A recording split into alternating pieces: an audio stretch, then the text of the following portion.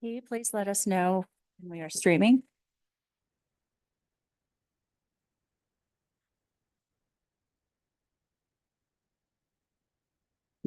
We are live. Good evening, everyone, and welcome to this meeting of the Historic Districts Review Board. This meeting is now called to order. May we have a roll call, please?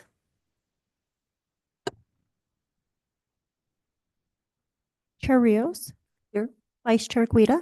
Here. Member Benvenu. Here. Member Bescheid. Here. Member Mather. Here.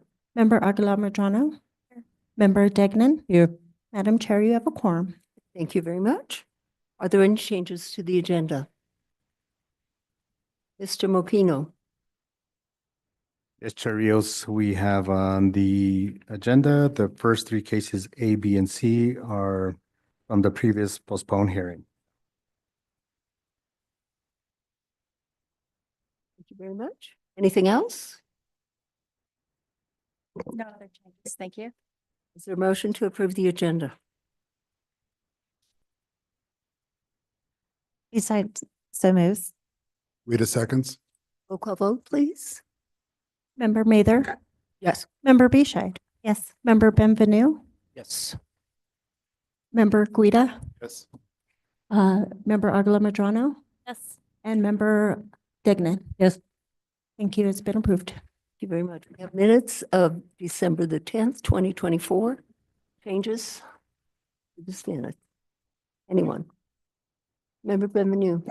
Thank you, Madam Chair. Just a few, rather than designate each instance, just throughout, there's a misspelling of my last name with an E on the end from time to time. I can point those out to the stenographer if needed. On page 14, line 8 from the bottom, the word parable should be replaced with the word problematic.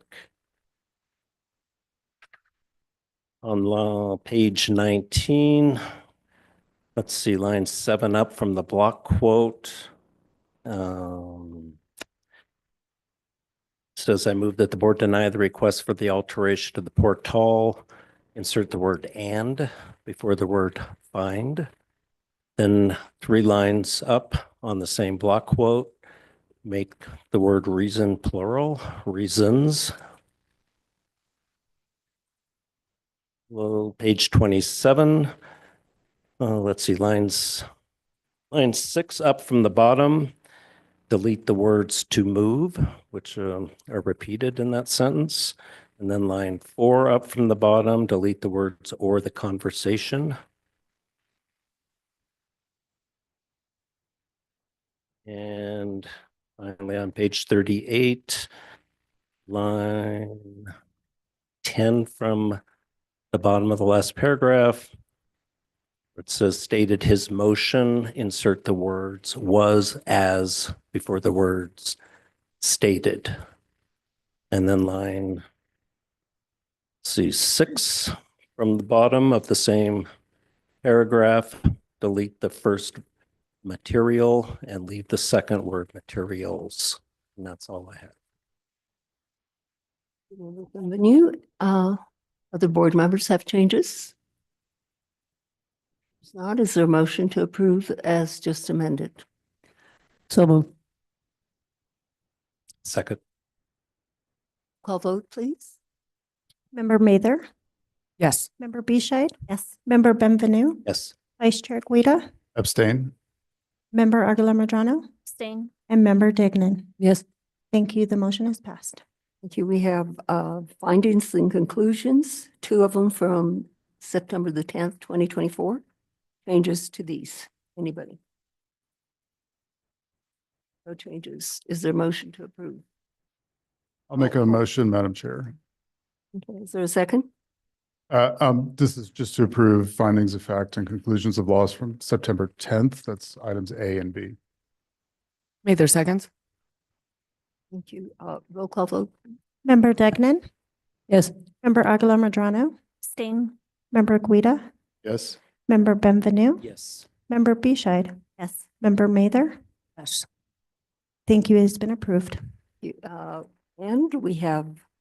Findings and conclusions from December the 10th, 2024. Changes to these? Nope. Motion to approve? Beach side moves to approve the findings of fact from December 10th. Mather seconds. Roll call vote, please. Member Degnan, Yes. Member Aguilar Madrano, Abstain. Vice Chair Guida, Abstain? Member Benvenu, Yes. Member Bescheid. Yes. Member Mather. Yes. Thank you. The motion has been approved. Thank you. Matters from the public. Anyone here wishing to come forward and talk to us about something related to H Board?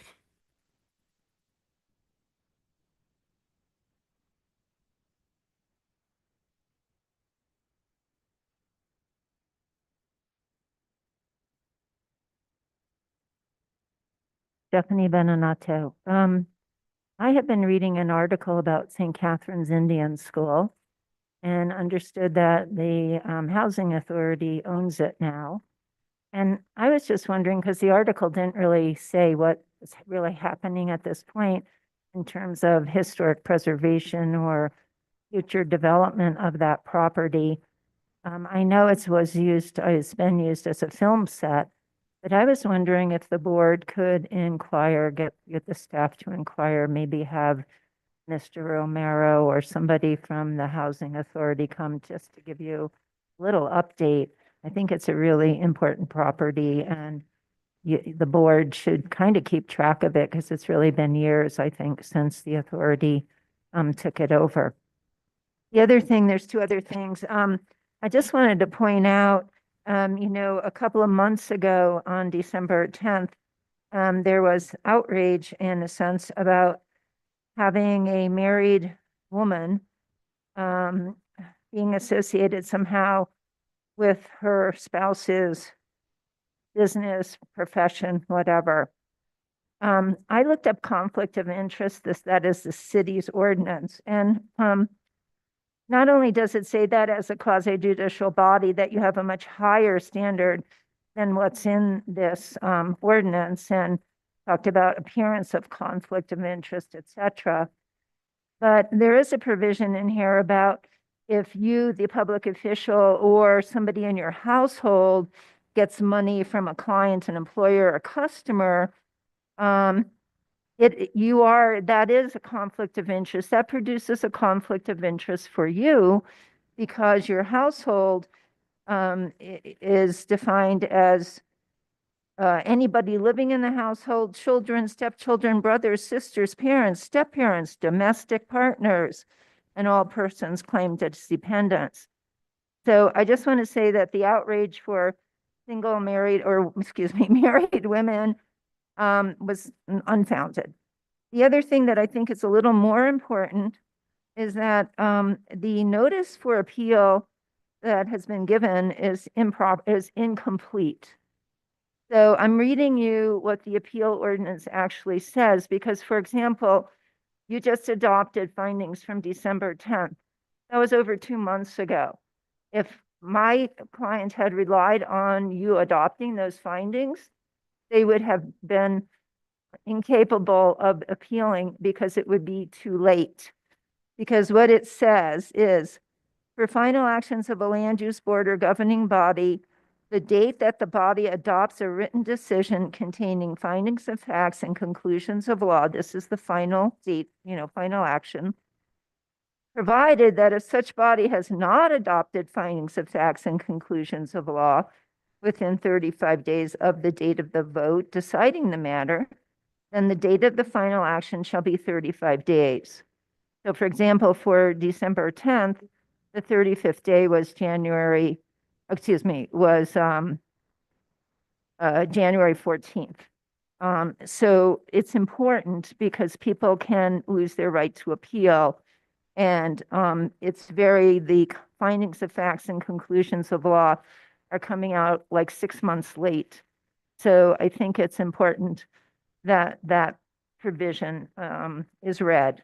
And I want to put it into the record. I don't have enough for everybody, but I'll share what I do have of these two ordinances.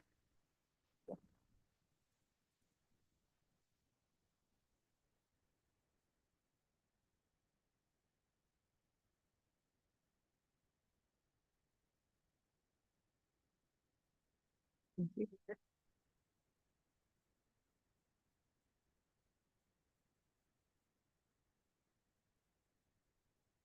you, Stephanie. Anyone else wishing to come to the podium at this time?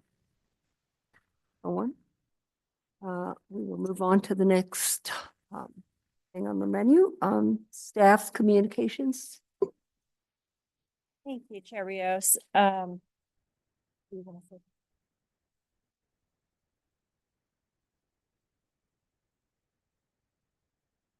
Okay, well, I will defer to Frank Verbilliard first, and then I will have something else. Okay, thank you, Madam Chair and members of the board. There was an appeal filed of case number 2024-2892, which was a status review of 718 Old Santa Fe Trail. In that case, on March 12th, 2024, this board voted to make a row of apartments at that location that are a one-story row of about 4 apartments, a significant structure, and 2 additional dwelling units or casitas, contributing structures.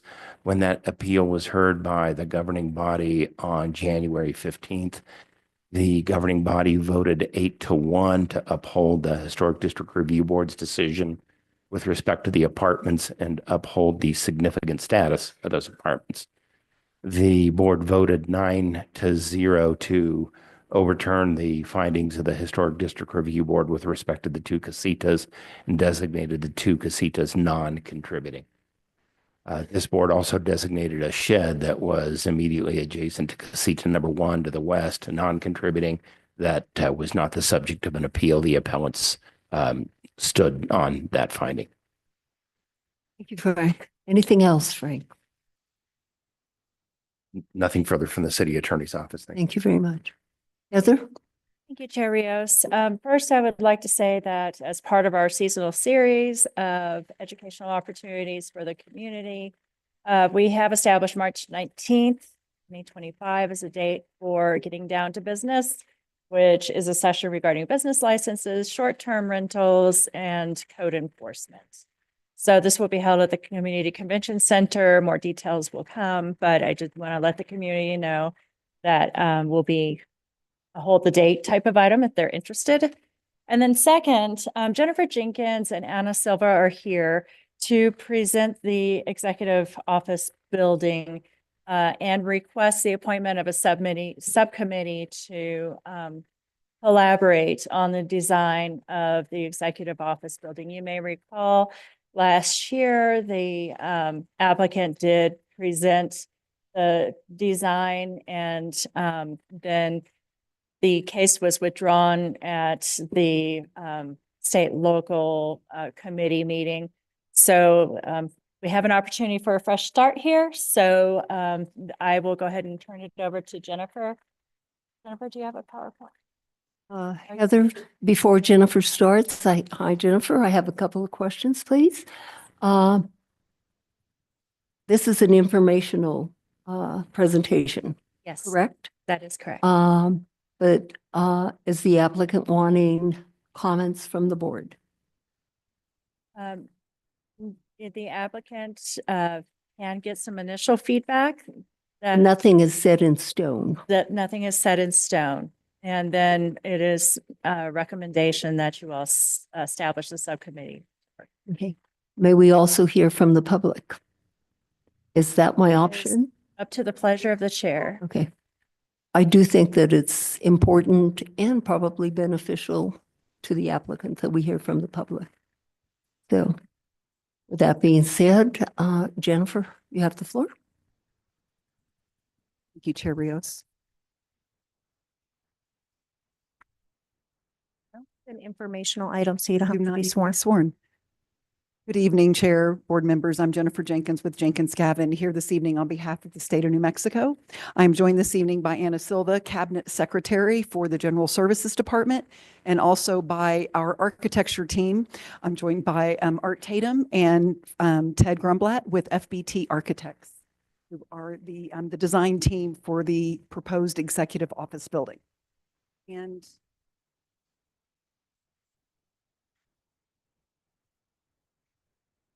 So if we could connect me to the screen. And what I need to do. Right.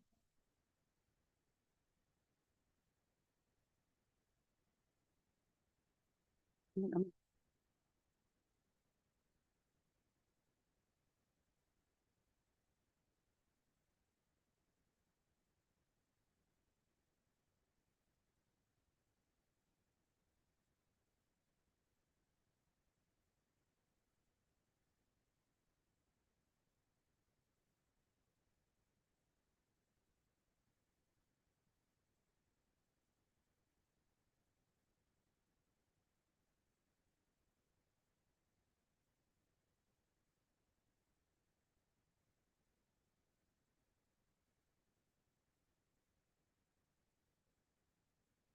So I'm just going, so a little bit of background. I know we do have a member of our board who was not with us last year when we went through a process.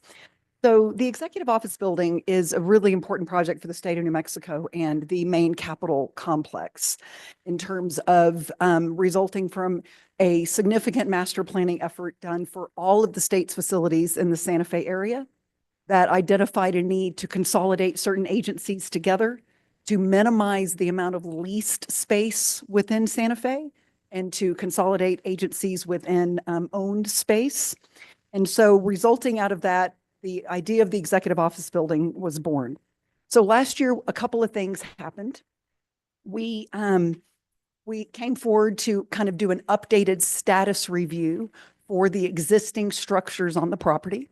As I think everybody knows, the property is located just west of the Capitol, and it stretches from Don Gaspar to Galisteo, and it's just north of the parking garage. And then on the north boundary is South Capitol Street. So you can see the listing of the buildings here. So we have the motor pool building, the garage, and associated yard wall were all designated non-contributing. The balance of the buildings, which is the Concha Ortiz y Pino building, and the casitas and associated garages along Don Gaspar were identified as contributing. Subsequently, applications were submitted for demolition to demolish the structures on the property. At that hearing in March of 24, pardon me, we received approval for demolition of the motor pool and associated outbuildings at 128 South Capitol, as well as approval for demolition of the Concha Ortiz y Pino building. Demolition of the casitas and their garages was denied. So that decision triggered the formation of what the city code and the accompanying state statute call the State Local Government Historic Review Board, which is specific to capital outlay projects. So if there's any sort of disagreement in terms of how the project is moving forward, then that State Local Government Review Board is formed. It was formed, and the meeting almost happened. But at that time, you know, throughout the process, we had received feedback from this body as well as from the community that there was a preference that demolition be considered in the context of the design process. And so in consideration of that, at that meeting, Senator Worth, who was the chair of the State Local Government Review Board, decided to withdraw the request. And so that meeting never happened. And so now, in response to that, we are commencing the design phase for the Executive Office Building. Now, we're in a unique position because under normal circumstances, because it says in the ordinance, I'm just going to quote, before commencing the design phase of a capital outlay project, the State and the Historic Districts Review Board shall consult as to the appropriate design standards for the project. So that is why we're here in request for that consultation. But as part of the demolition request, we were required to demonstrate how the streetscape would be reestablished. I'm sure you are familiar with that provision in your ordinance. And so we did put a fair amount of time and effort into an exterior design concept for the building. So, like I said, under normal circumstances, we'd be here and be showing you a survey of the property in an aerial saying, here's our site. Let's talk about what we think are the applicable design standards for the project. But we have a unique opportunity because we have this concept design that was prepared last year to accompany the demo request. We have something for you to actually respond to. And the design was discussed previously, and it wasn't the primary focus of that review process. But since a fair amount of effort went into that, it's like, let's present that again this evening with the focus on this commencement of our design phase. So that is why we are here this evening. So we absolutely would appreciate your feedback on the general vernacular and the approach we're taking to the building, that we are here to listen primarily. And so, and then as Director Lamboy mentioned, we would ask that a subcommittee of this body be formed so we can have more kind of, sitting around a table, those kind of productive interactions outside the need of a public forum. So with that, I'm going to ask Ted with FBT Architects to come up, and he's going to present the design to you, and then we're open to your comments and your input. Thank you very much.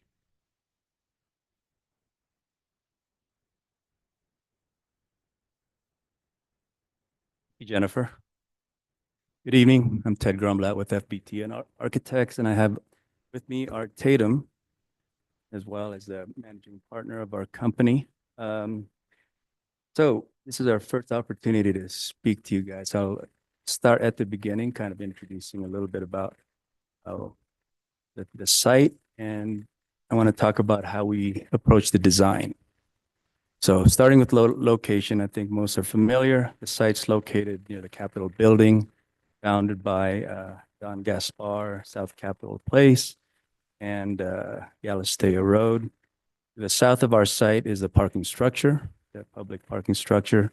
To the north is the Bataan Memorial, and the northwest being the Viagra Building. As far as the program for the project, as we understand it, we are designing to 165,000 square feet of office space, as well as an underground parking with approximately 660 cars. The building will be approximately, it will be 3 stories tall. We have a site that slopes from the Capitol Building to the west of about 11 feet. So we're addressing that design as a challenge for us. As far as site access, this is what the site looks like, and the adjacent buildings, and how we're approaching access to the site.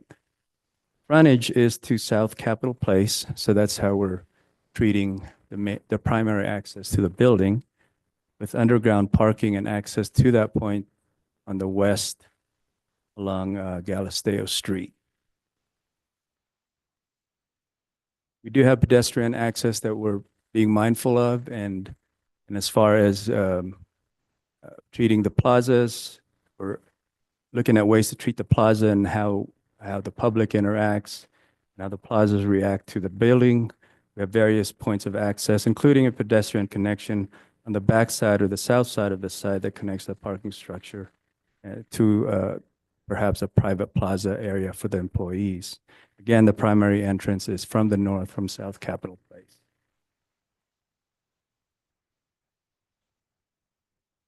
As far as the design context, our approach is really to reflect and comply with the spirit of the City of Santa Fe's ordinance, number one, and additionally meet and match the character of the adjacent buildings surrounding that site, including buildings that are of territorial revival style, which includes matches of materiality, including use of brick, plaster, and so forth, and the manipulation of masses to kind of engage the various forms that exist around that neighborhood. I'm going to let Art talk a little bit more about that design as he presents the various sketches. This is just an example of the materials that we're looking at that aligns our design with the existing vernacular. Let Art. Oops, I apologize. A couple more spaces here. So with regards to open space, I mentioned plazas earlier. That could be for both public and private.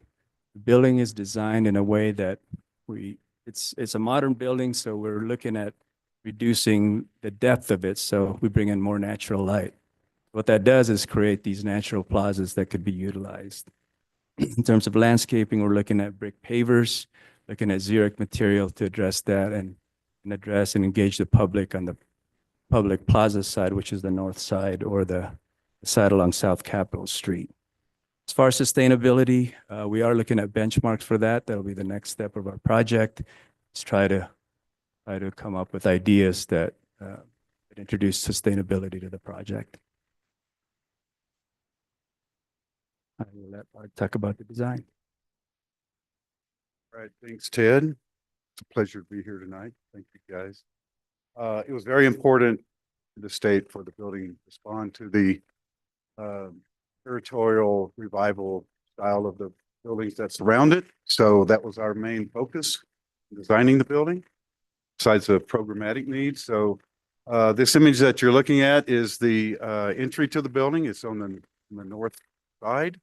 And it's designated by the tower on the west side of the entry and the tall portico. You see the materials used in territorial revival architecture, which is stucco, the deep set windows that are trimmed nicely, the brick coping, as Ted mentioned. And really what's important in this rendering itself is how the building itself responds to the plaza, the pedestrian plaza on Capitol Place below. So that was very important as well.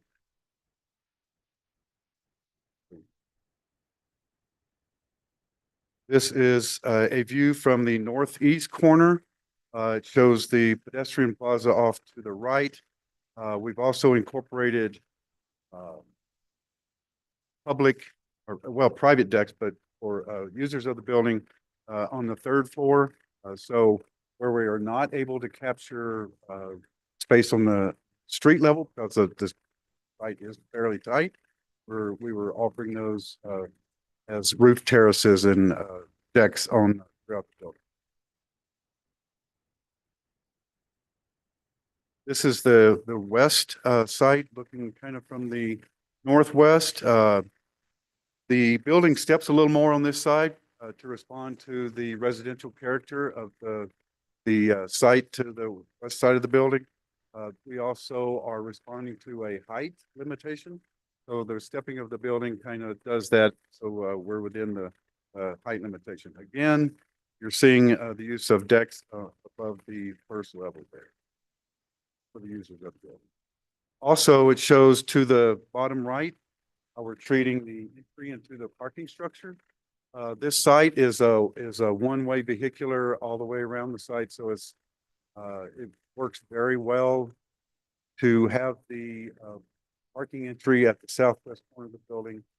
So you enter into the building and then you enter and exit the same way. Cars not crossing traffic. So that works very well. And we're trying to downplay the car in this. This is just a north elevation of the building, kind of showing how all the pieces come together, showing the massing, the stepping of the building to respond to the character of the Capitol building and the Baton building to the north, and also the use of fenestration in territorial revival buildings. Windows are deep set. They're also groupings, different ways you treat window placement and size, proportion in a building. So that was very instrumental in the design of the building. And just the east facade, showing again the massing breakdown, how we're using different masses to break down the size and create places for people on the ground floor and on the upper level. This is a plan looking down on the building. It shows how the building itself responds to the site. We're responding to the pedestrian plaza on Capitol Place. And then you can see the kind of the orange areas. That's where the rooftop decks are for the users of the building. As Ted mentioned, it's very important for the building to respond to the pedestrian, both on to the north and as they're addressing the Capitol. And it also shows where the cars are entering the low-grade parking structure there on the bottom left. We also broke down the massing of the building, because this is a sustainable building. It is used by the public.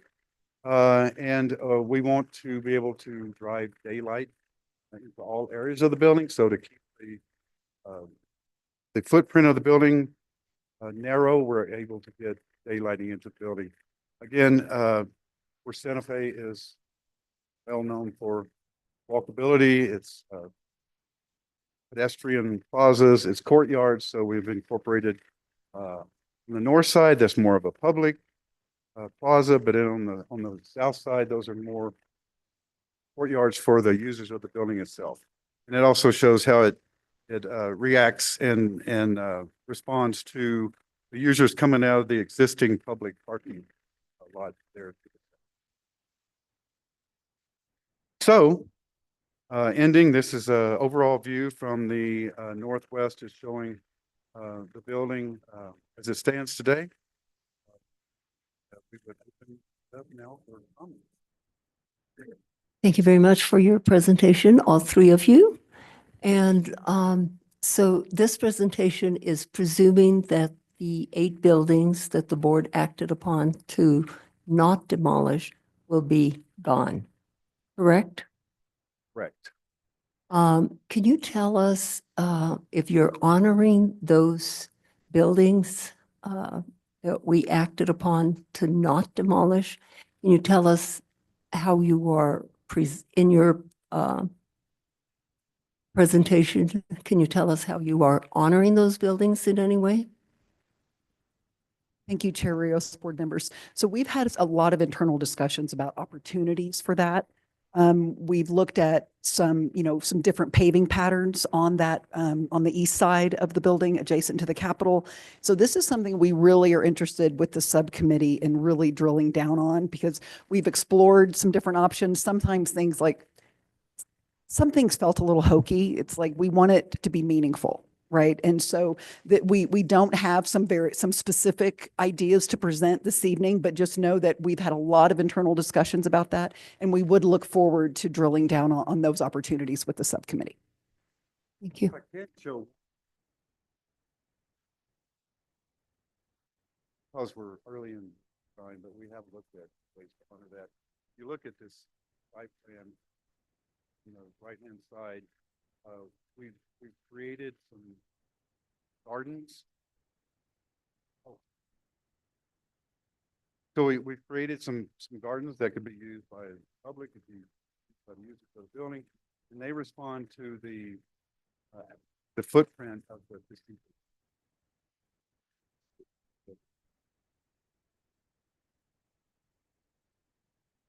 Thank you. Let me ask board members if they have questions or comments at this time. Board members, anyone? They're thinking. I have a few thoughts, Madam Chair. Member Guida. Thank you. So I want to thank you for the presentation. I commend you for, what I know is a preliminary design. I think the last time we saw it, it was the same overall massing and exterior design of the building. And I think there was broad consensus that what is being proposed does appear to meet the district standard, the design standards for the districts.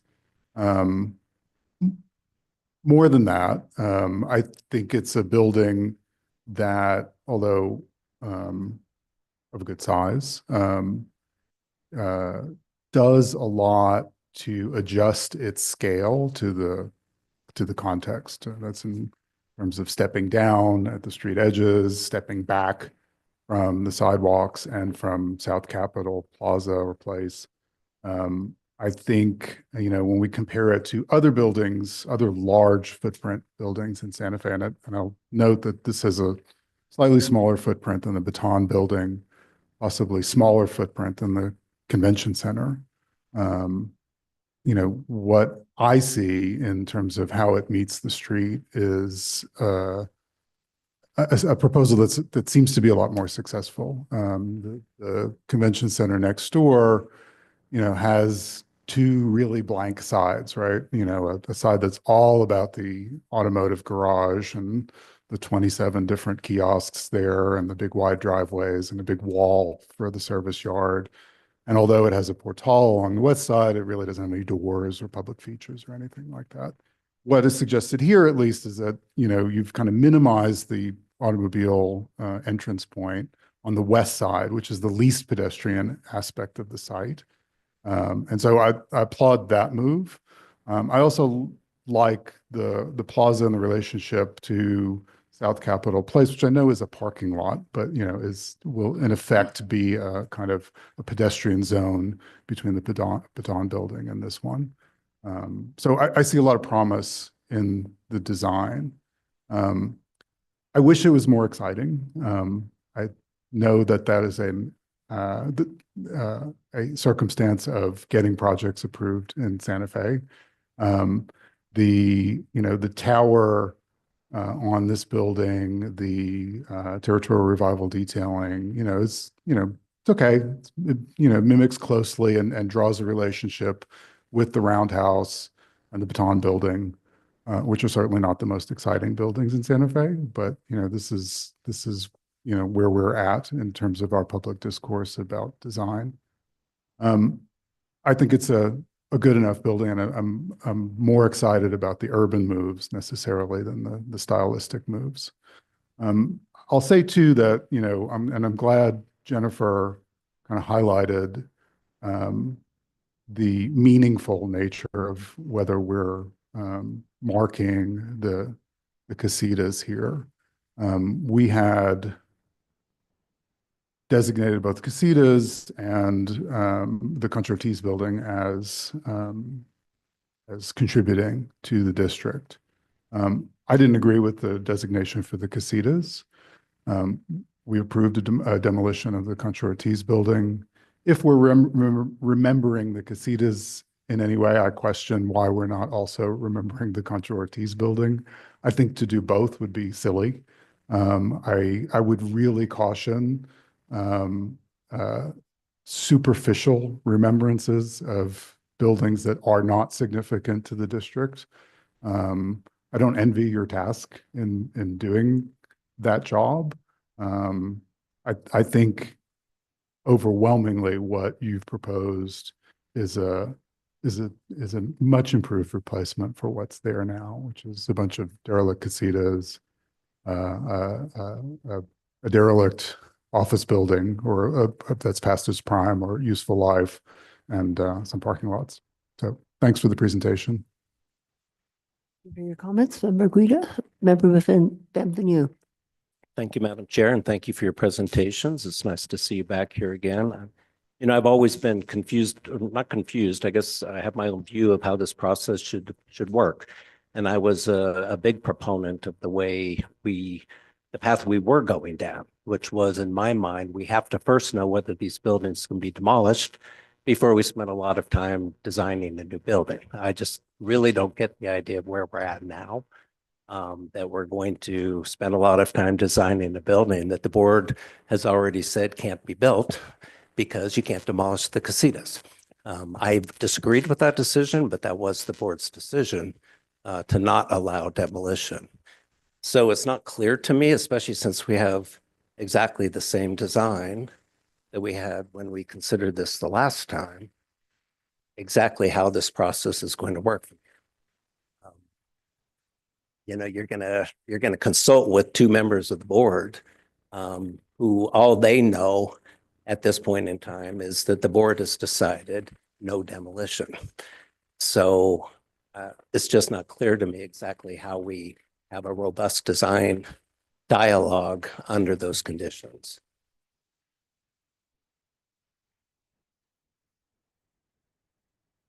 Thank you, Chair Rios, Board Member Bienvenu, and board members. So it's a really good question. And so the way we're envisioning this is that when we come back with a formal package, a complete historic review package, this is not it. We have a lot of work ahead of us, a lot of work to do. That design review request will include a new demolition request to be considered in the context of the design of the building. So it's sort of a do-over, if you will. But it gives this body an opportunity to consider demolition again in the context of the final design. Well, it's certainly the state's prerogative if it wants to go down the Yeah. path in that manner, and which I understand you've chosen to do. And in fact, as I understood the hearing, it wasn't Senator Worth that called it off, it was the state. The state specifically called in right before the hearing was going to start, or actually after it was supposed to start, and said, we want to postpone. So I get it. The state's decided they want to go through this process. It may be futile. You understand that, right? I May. don't know how you expect to change the minds of 3 or 4 board members that already were quite adamant they wanted to protect these buildings. But again, I guess that's your choice. So with respect, though, with respect to this building, I do have just a couple comments, but also I noticed in the packet, you seem to have an alternative location that you were bringing up, the PERA building parking lot. What's that about? So we included some excerpts from the facilities master plan that the state prepared in 2021. And so when they were considering the sites, that they did assess either the para parking area or this site, and they landed on this site as the preferred site. Oh, I see. So you're no longer proposing. We are no longer proposing. There's a lot of, to put it in real estate terms, there's a lot of hair on that deal over there. So it was not an optimal choice. Okay, stance. So just with, I basically generally like this design as I did the first time it was presented to us. I do agree with Member Guida. It's not the most exciting design, but I don't think that's necessarily what's needed in this location. I think what's much more important that it fit into the state capitol complex campus. And that's what it does, in my opinion, and does it quite nicely, in my view. Just a couple of remarks for whatever they're worth. I know the subcommittee that's going to go over the details with you all. But I guess 2 things jump out at me. One is these are relatively minor, but sometimes these minor design elements take on great significance. One is you have different stucco colors throughout, and I know you're trying to break up the massing by doing that. I think that's a little kitschy, personally. To me, that's strip mall version of how you break up a mass. And I don't care for it. I think that if there was unless it was done in a way where it actually has some integrity, like there's a reason for it. Here it seems arbitrary to me that you're just choosing certain facades to make a different color just to visually break up what is a large building. If that could be tied in somehow to actual differentiation of different functional parts of the building, that might make sense. Otherwise, I think it's, as I say, arbitrary. My bigger concern, though, are the windows. Twofold. One is that they seem out of proportion to me. They're too large in many respects. They don't fit our guidelines. They look like, to me, they work against the territorial style of the building, which is supposed to be made out of adobe. As you know, that's our definition of territorial revival style. This clearly is not made out of adobe. I don't want it to look rounded corners or anything else. You have the perfect right under a territorial revival style building to keep the corners as they are, which in fact is consistent with the buildings in that area. But the windows really stand out. They're just oversized in many cases, especially those extremely large windows on the end, kind of buttress rectangles. And I gather that they're set in. I would just like to see more work done on that to make those windows better integrated into the design in a way that's consistent with the way the windows are integrated into the design of the surrounding buildings in the classic territorial revival style. And I'm also concerned about the glass. I'd be very, we have this the new county building.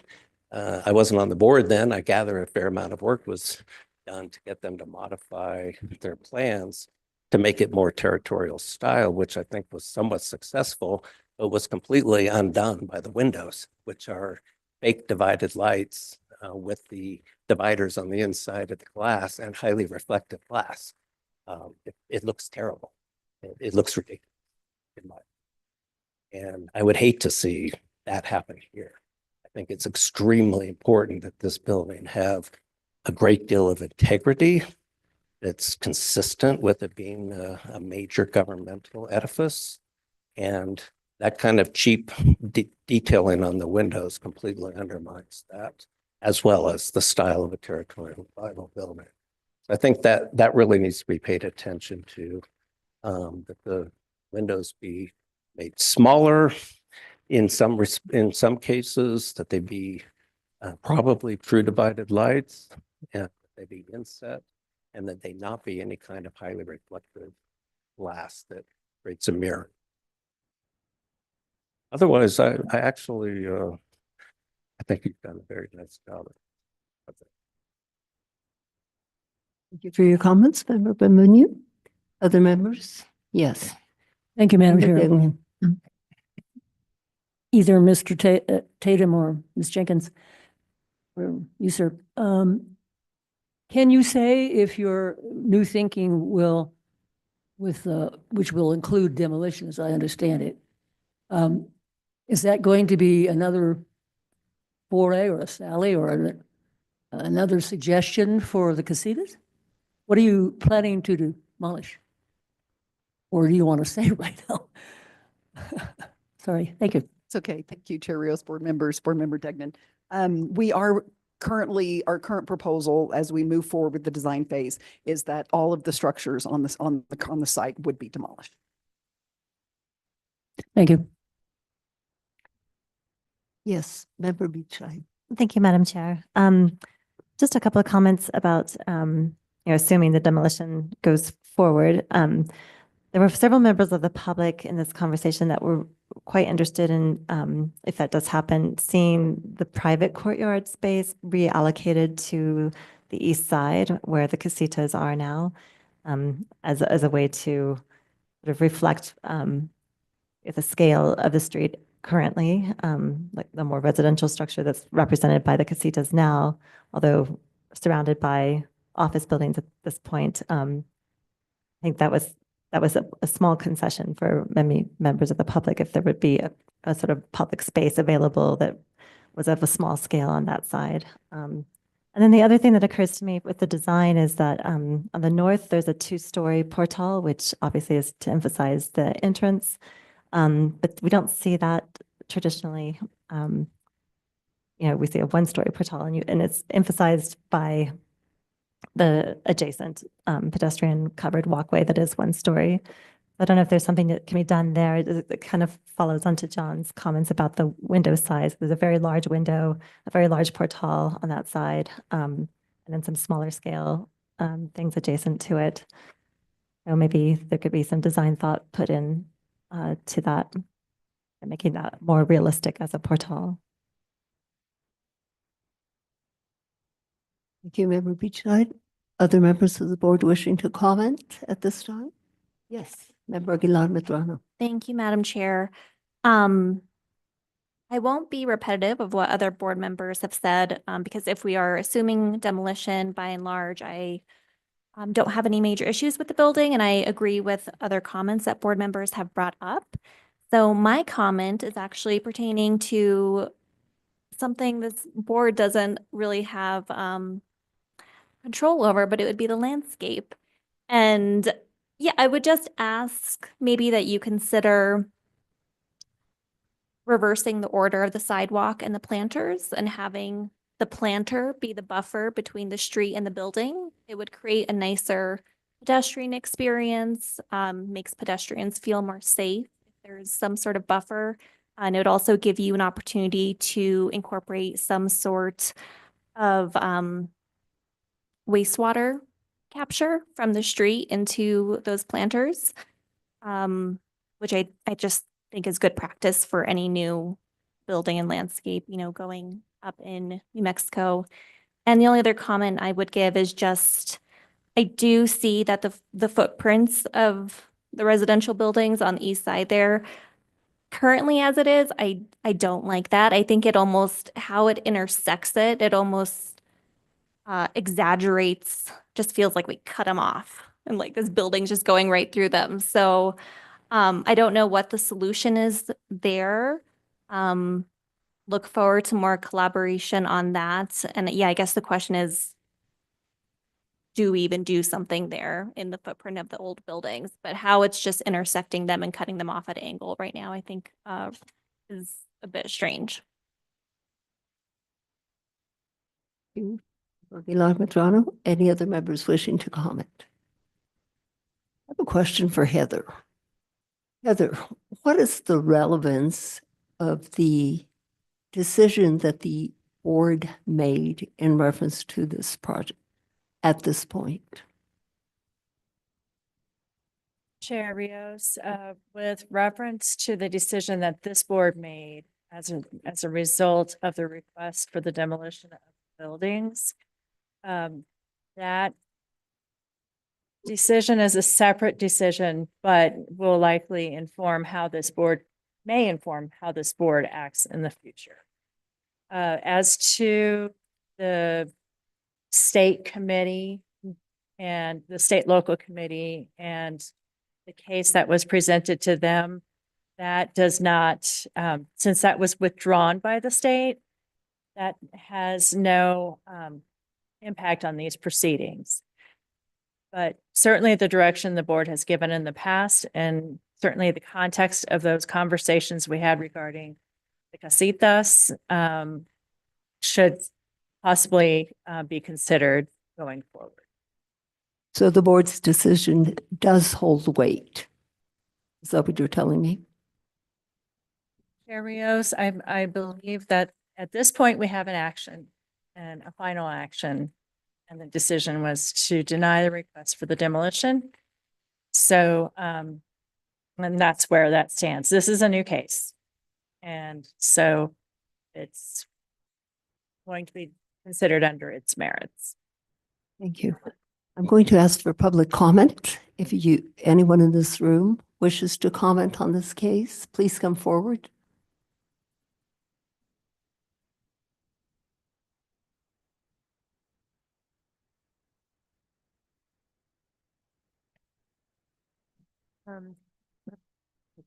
No, that's on. You can hear me? Yeah.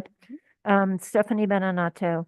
I think it's really unfortunate because this wasn't even on the agenda.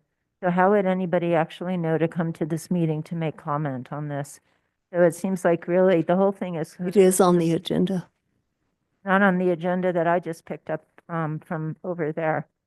So, and your agenda changed. I mean, I saw an agenda a few days ago that had 4 cases on it. Now there's many cases. And on the agenda that I have at my seat, it does not have that on there. So I don't think that many people who might have been interested in commenting are here tonight is one point. And for me, I feel like that you're already giving up before you have a real discussion about the demolition. You're just assuming that it will happen. And there was very strong public support for not demolishing those buildings. And I am extremely disappointed that the company, the architects would come back and really make virtually no changes to this design. There's been no attempt to try to incorporate the actual buildings into the structure and putting little grass plots there. Why don't they just put like rest in peace or something like that there? I mean, that's kind of how it strikes me. The suggestion perhaps, but still, I don't really think it's adequate to have, you know, a lower 1-story open space for the public on that side. It's better than nothing. But if you were going to do that, it would be nice to have photographs of the houses there and explain what was there if there was a protected space. I agree with the windows being too tall, the portal, that 2nd-story portal being a little too much. And the other thing that I can't really see well enough, but it seems that the pediments over the windows are kind of rounded. as opposed to, sort of a triangulated, what I think of as triangulated for territorial revival. So that I would hope that whatever does get approved, because it will be territorial revival, that all the elements of territorial revival, including, pediments over the windows or detailing on portals of Ionic or Doric detailing, would be carried through. Thank you. Thank you very much for your comments, Stephanie. Anyone else in this room wishing to comment?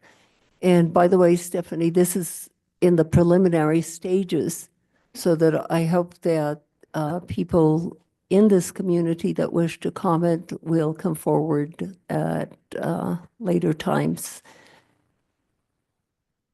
I find the whole process kind of interesting because it is a capital outlay project, and then you have a certain requirements that you have to go through or the standards that you must follow.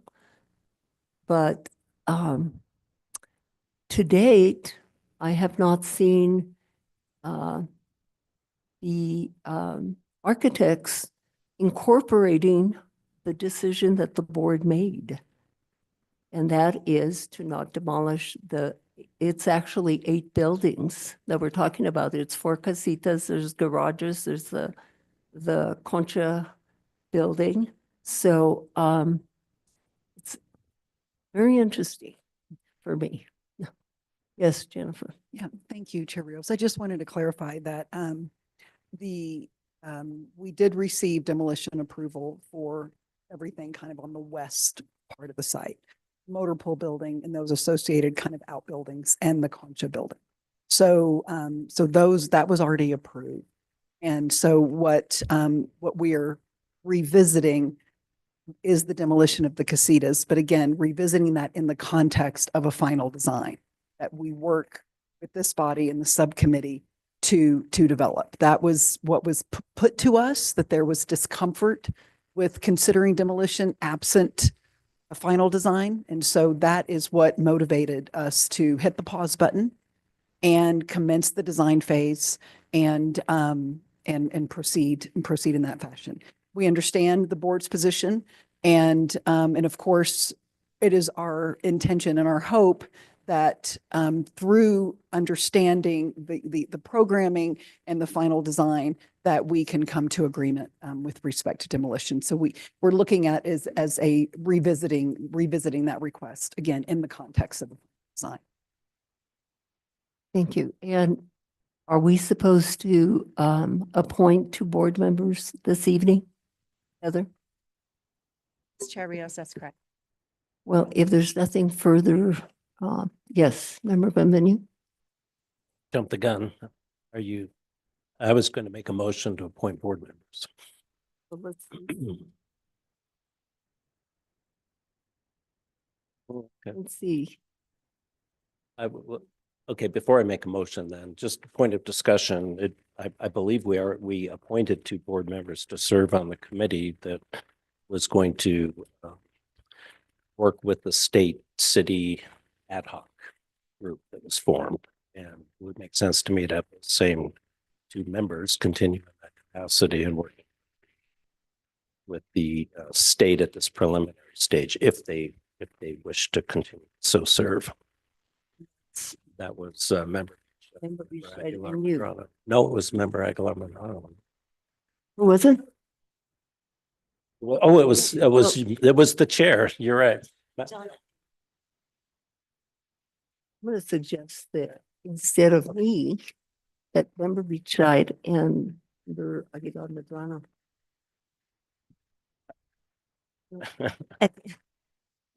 Did I hear a yes? That's what I thought.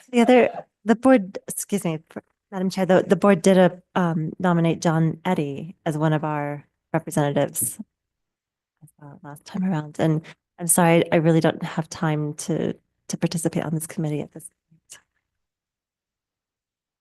You do have time? I do not. So, Had another volunteer.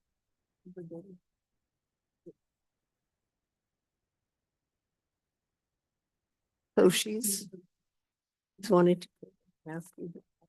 You've already allowed Madrano if she would have them.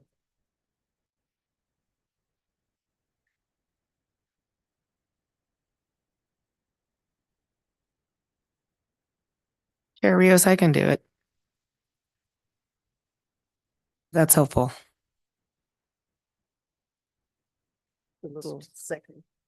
Does this, Heather, does this need to be decided at this moment? Or We can talk about it at another moment. Chair Rios, Member Aguilar Madrano, we certainly can have you all come back to the next meeting and make a decision. I don't know the time. Or I mean, schedule, it but could even be quicker than that. I mean, if we have conversations during the week Okay, certainly we can get back. as prior, before the next meeting. And as chair, you have the authority to make the appointment. I don't think we need to have a vote of the board to do so. Okay. So Jennifer and company, we will talk about this among us during the week, and I will send an email to Heather once the decision has been made, and we'll get back to you. And Madam Chair, I don't know if you heard, but there was another volunteer, Member Mather. I'd be happy to, if that would be helpful. Okay, thank you very much for the presentation, and I'm sure we'll be seeing you again. Thank you for the feedback. Okay. We really appreciate it.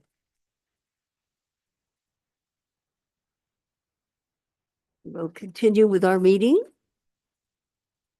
We have nothing under old business.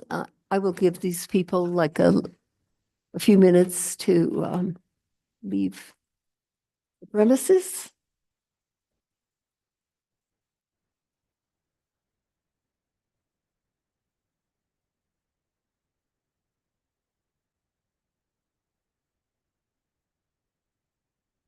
Also, as I indicated, we have nothing under old business, but we have 9 cases that we still have to hear this evening under new business. The first case this evening is located at 878 East Palace.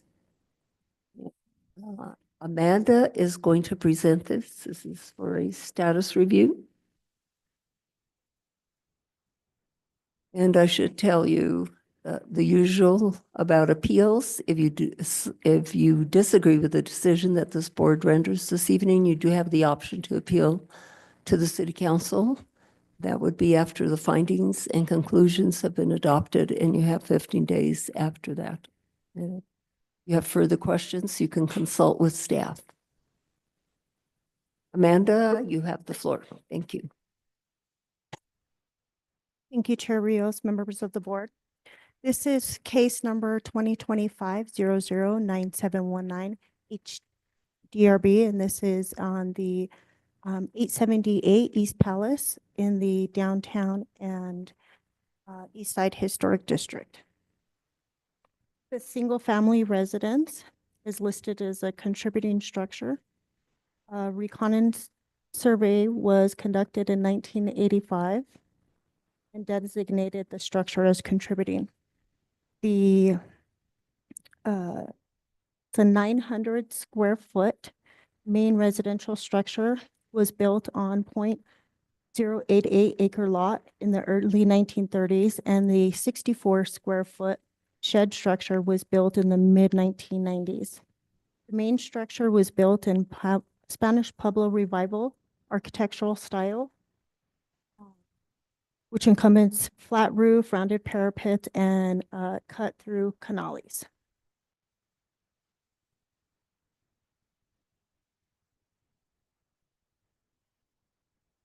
We'll go here too. Although the structure has undergone several alterations over the years, it retains the design qualities that are significant to the district and is well over 50 years old. If protected, it should continue to contribute to the character of the district.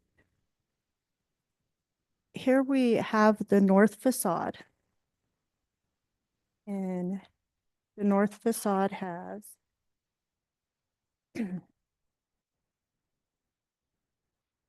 Staff is requesting the north facade be designated as primary.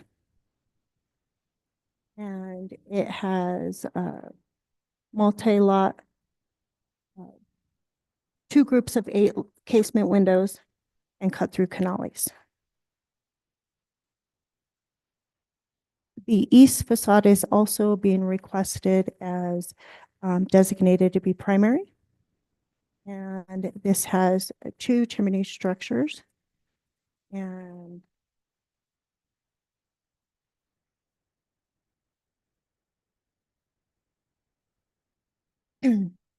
it had the chimney structure on the south side is mimicked to the north side when the addition was done, which was in the early 1970s. The south facade also had an addition.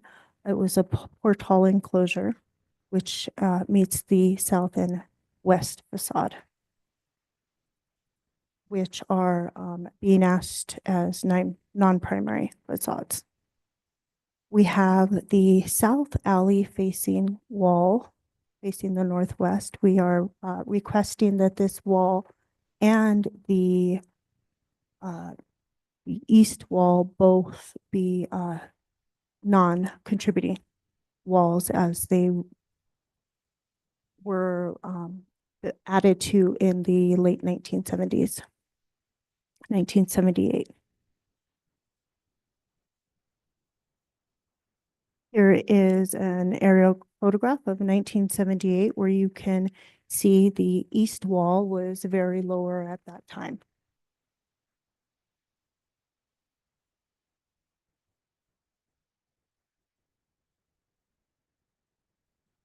Here are facade diagram.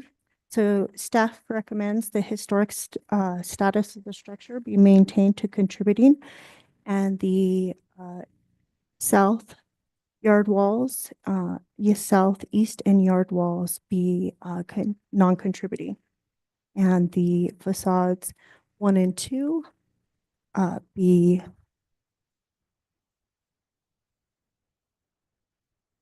primary. I stand for any questions. Very much. So the east facade is the entry facade, correct? That has the front door? Yes, the east facade is the primary, was a primary entry, and in the 1970s, they moved the primary entry to the back of the building, which is the west facade. And again, you indicated that the wall was lower and then it was raised. So that is not being considered as contributing? Correct. In 1976 aerial, it shows the wall lower, and then in 1978, it shows as the wall higher. So it was between that time. Thank you. Any other questions for Amanda at this time, board members?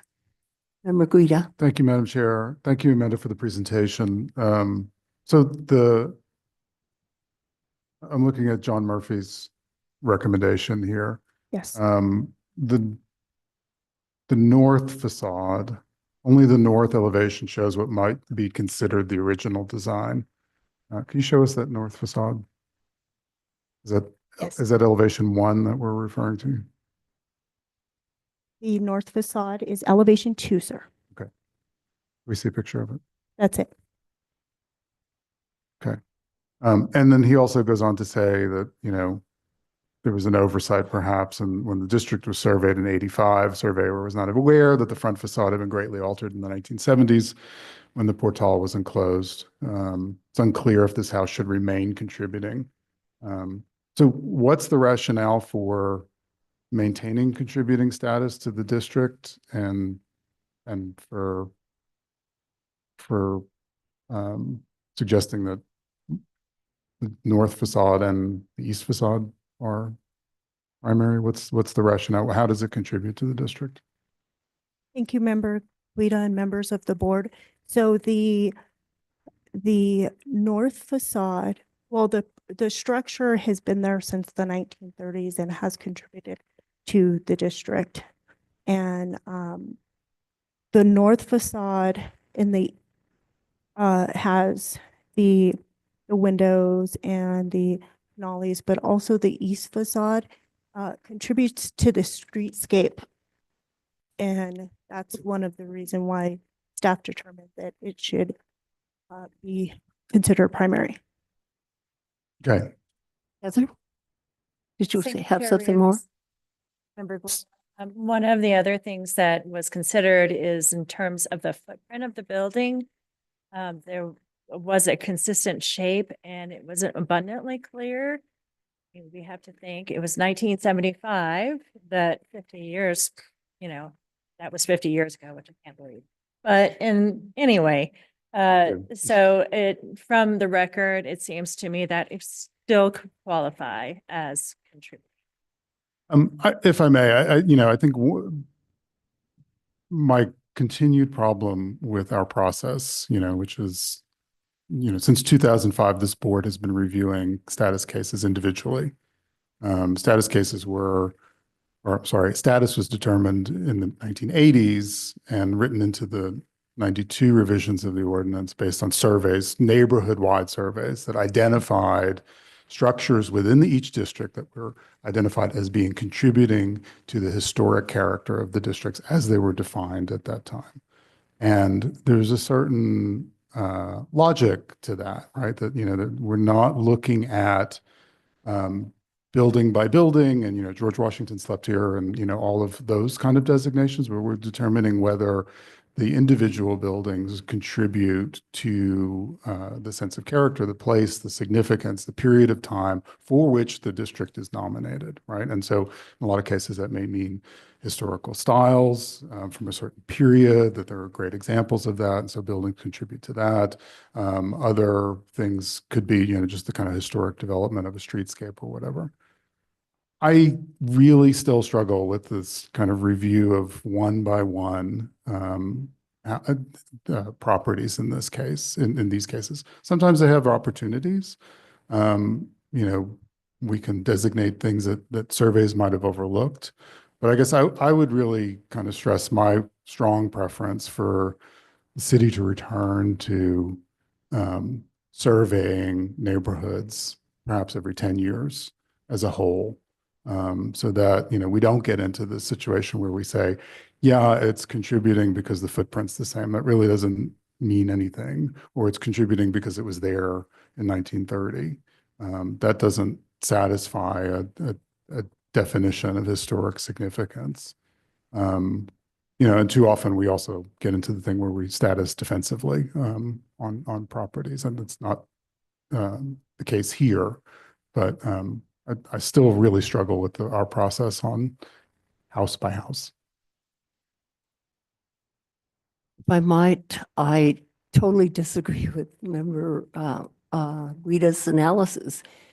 If a building is from the 1930s, that is quite important if the footprint has not changed. This is a simple building that's probably 900 square feet. That was probably constructed by the people that originally lived there. It's called vernacular style. And I think those things definitely contribute to the historic district of this neighborhood. And I do feel that it is quite important that we go building by building as opposed to, because buildings differ from one another. And you have to analyze and evaluate each building.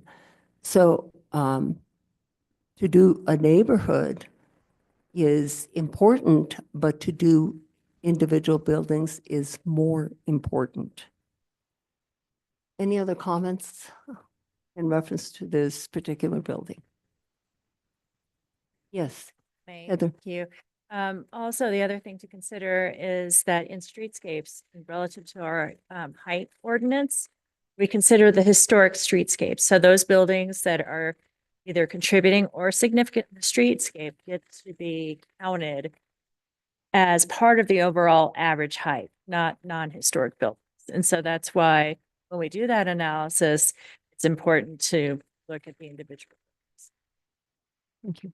Board members, if you have nothing further at this point, I will ask for public comment. Anyone in this building wishing to comment on this particular case, come forward.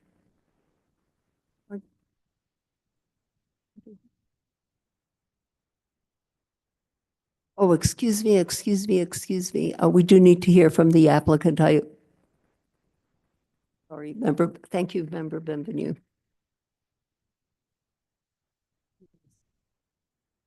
Ridiculous. Are you the applicant?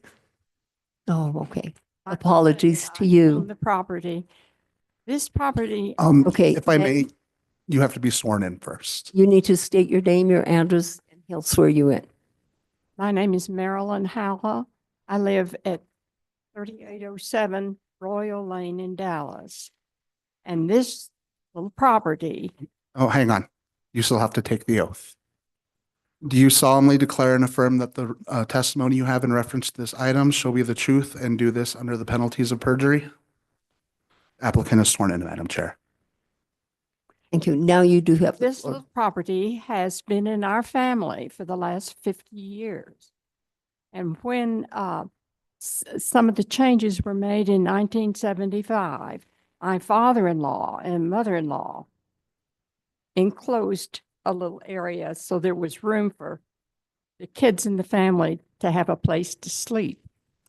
And I don't know what the procedure was that many years ago, but 4 generations of our family have enjoyed that little house. We're out here the most in the summer during the opera season. My husband and I have seen almost 200 performances at Santa Fe Opera. And we enjoy a lot of the other culture, of course. But it's a little family treasure. My husband and I briefly talked about maybe selling it and getting a condo. And my husband looked around the other day and he said, you know, we've had this a long time and it's an important part of our family. Our older daughter got married out here and she also worked for the Santa Fe Opera. So it's part of our family. Thank you. And let me ask you, do you agree with staff's recommendation? You know, I'm not an expert on the historic, the way the designation is made, but we like being in the historic area. We like walking around the corner to the good restaurant. Well, thank you very much. Let's see if board members have any questions for you. Board members?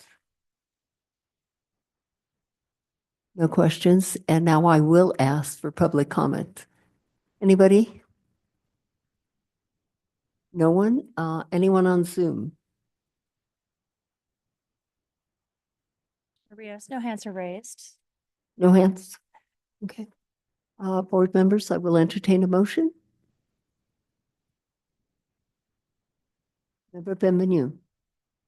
Thank you, Madam Chair. In case number 2025-009719, HDRB 878 East Palace, I would move to adopt staff's recommendations that the historic status of the structure be maintained as contributing, east and south yard walls be designated as non-contributing, and that the east and north facades, being numbers 1 and 2 on the diagram, be designated as primary with the exclusion of any non-historic materials. Either will second. Oh, sorry. Aguilar Medrano will second. Thank you. Anything further to add? Appears not. Roll call vote, please. Member Mather, Yes. Member Bescheid, No. Member Benvenue, Yes. Member Guida, No. Member Aguilar Medrano, Yes. Member Degnan. Yes. Thank you, Madam. The motion has passed. Thank you. And thank you very much, ma'am. Hope you continue enjoying your house.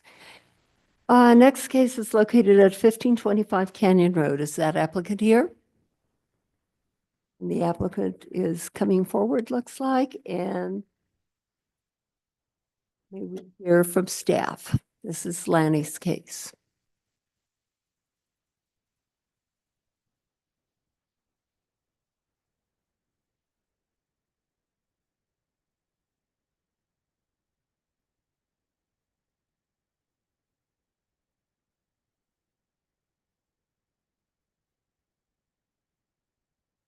Sorry, Madam Chair. Yes, Member Benvenu. Madam Chair, I'm recusing from this case, but I will stay in the room. Let the record show that Member Benvenu is not participating in this case. He is recusing himself, but he can stay in the room. Thank you, Madam Chair. Okay, this is case 2025-9690 HDRB for 1525 Canyon Road. 1525 Canyon Road is on the north side of Canyon Road and consists of the front portion of the lot where the house and garage are located and includes the back portion which leads to the arroyo. No structures are located to the rear of the property. The single-family residence at 1525 Canyon Road and accessory shed structure are designated as contributing to the downtown and east side historic district, known as the Tobias and Lumasenda Lujan House.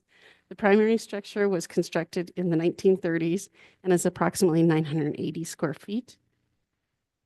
The HCPI goes into great detail about the different windows. They are, as it turns out, most of them are not historic, though the HCPI does believe that they were. I'm going to skip kind of a bunch of that information. The core of the house is unaltered, at least up until 1948. 1978 is when they enclosed the northwest porch. The shed is constructed after 1966. It's in a vernacular style, but it is not part of this application. The HDRB designated the status and primary facades for the residence under case 24-8233 in June of 2024. The decision of the board was to retain both the residence and the accessory shed structure as contributing and designate the south and east elevations, facades 2 and 3 of the main residence as primary, and the south elevation facades 3 and 5 of the accessory structure as primary. There's a facade map in your staff report there. The applicant is proposing to replace windows and doors on the main residence, including a couple of historic windows on each of the 2 primary facades. They have requested an exception to 14-5.2D5A to replace historic materials on primary facades. And they are going to restucco the residence in cementitious stucco in buckskin color. Window A, which is located on the south primary elevation, and window B, which is located on the east primary elevation, are both historic windows, which the window assessment calls out as being in fair condition. According to the window assessment, I quote, "Note that though the sills are buried in the wall with a flush concrete sill added to the exterior, since the sills are flush, it is allowing water to run back into the adobe wall, causing damage." End quote. The window assessment also continues, and I quote again, "To resolve this issue, the window would need to be removed and the sills replaced and protrude slightly to exterior like they were originally. The problem is the window's perimeter jamb is also the buck for the opening, meaning the window would be destroyed during the removal.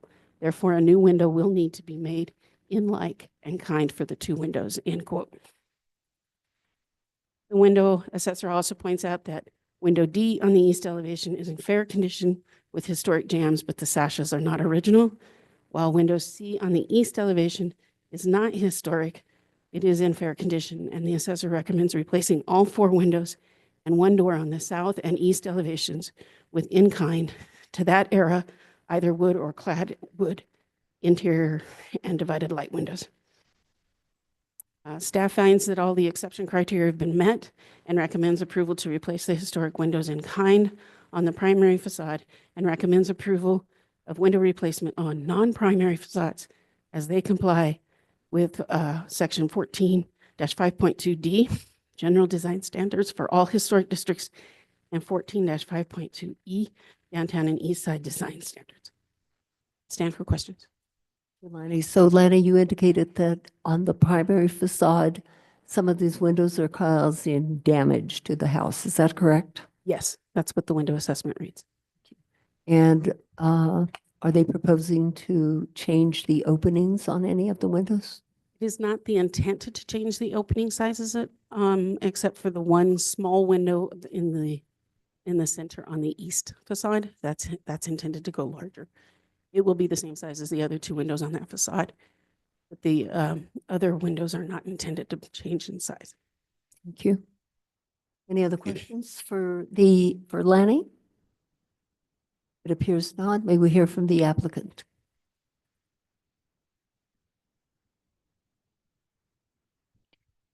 Hi, please raise your right hand and state your name and address for the record. Heidemann, 1525 Canyon Road. Do you solemnly declare and affirm that the testimony you are going to give in regards to this item shall be the truth, nothing but the truth, and do this under the penalty of perjury? Do. Thank you, Madam Chair. She has been sworn. Yes. What do you have to add to what staff just told us?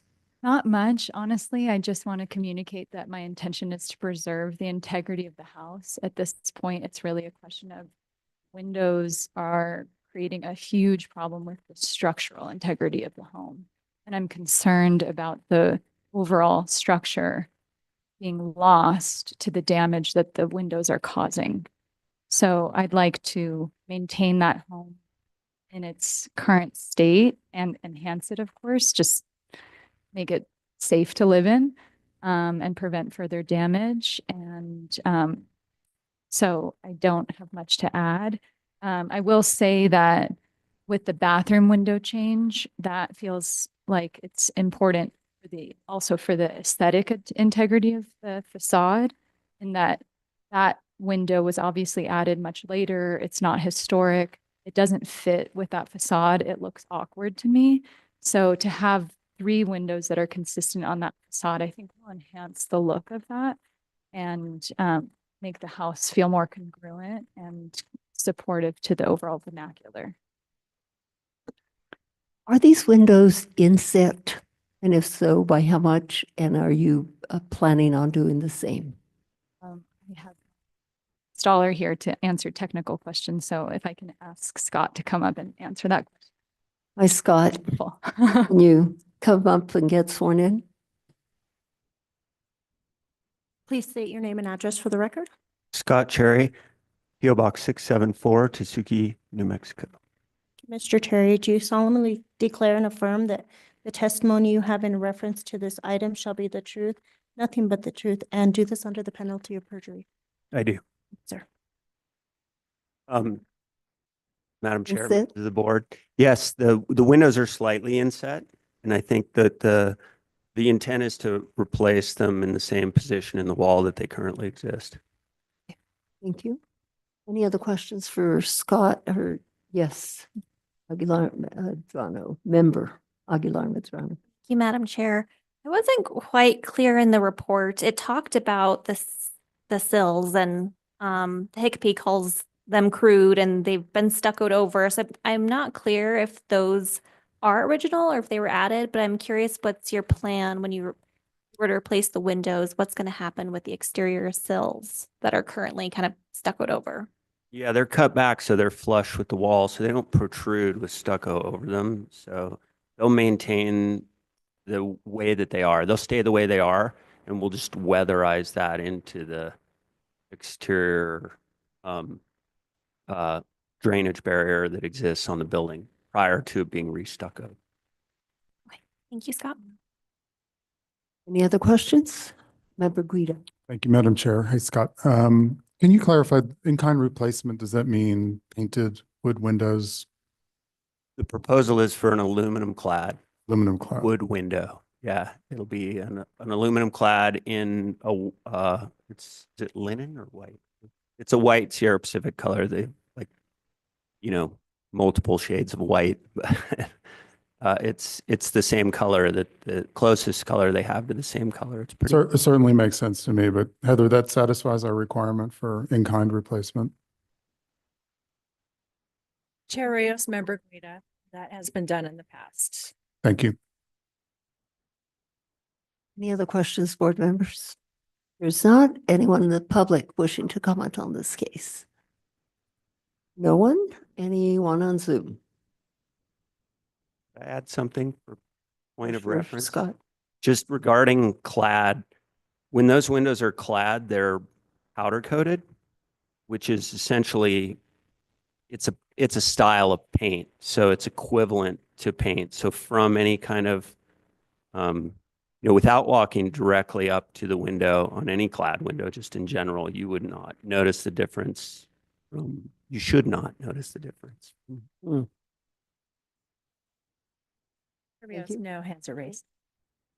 Motion, please, or comment? Sorry, one more comment, just on the point that Heather just addressed. I understood Lanny's report to recommend replacement of the historic windows in kind on the primary facade, which I take to mean in kind with respect to material as well. Did I misunderstand that?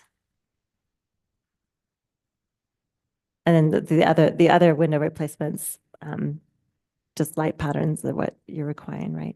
Right. We were recommending in kind as the material as well. So wood windows, not aluminum clad. Correct. Okay.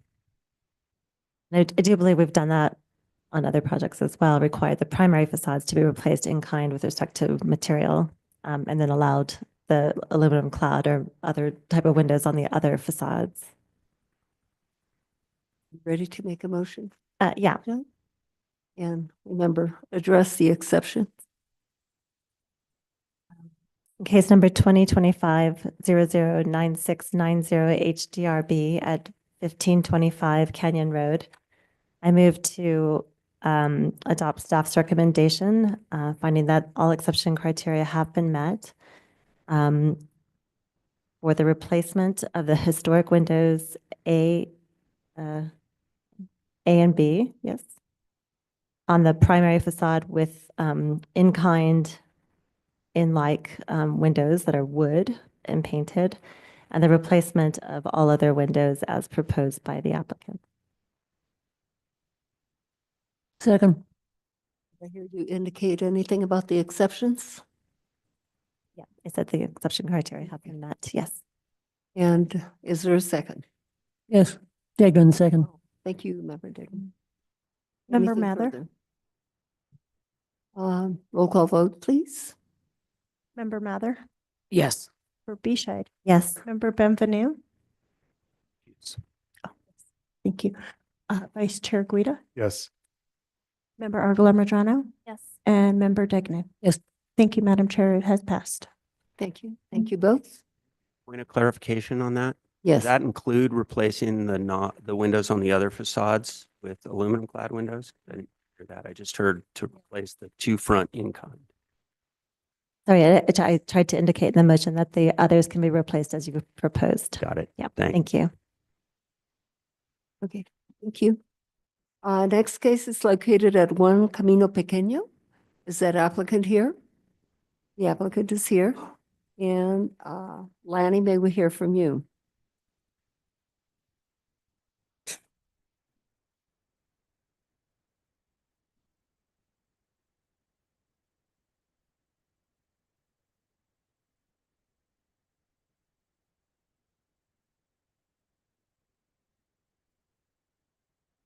Sorry, I'm having technical difficulties.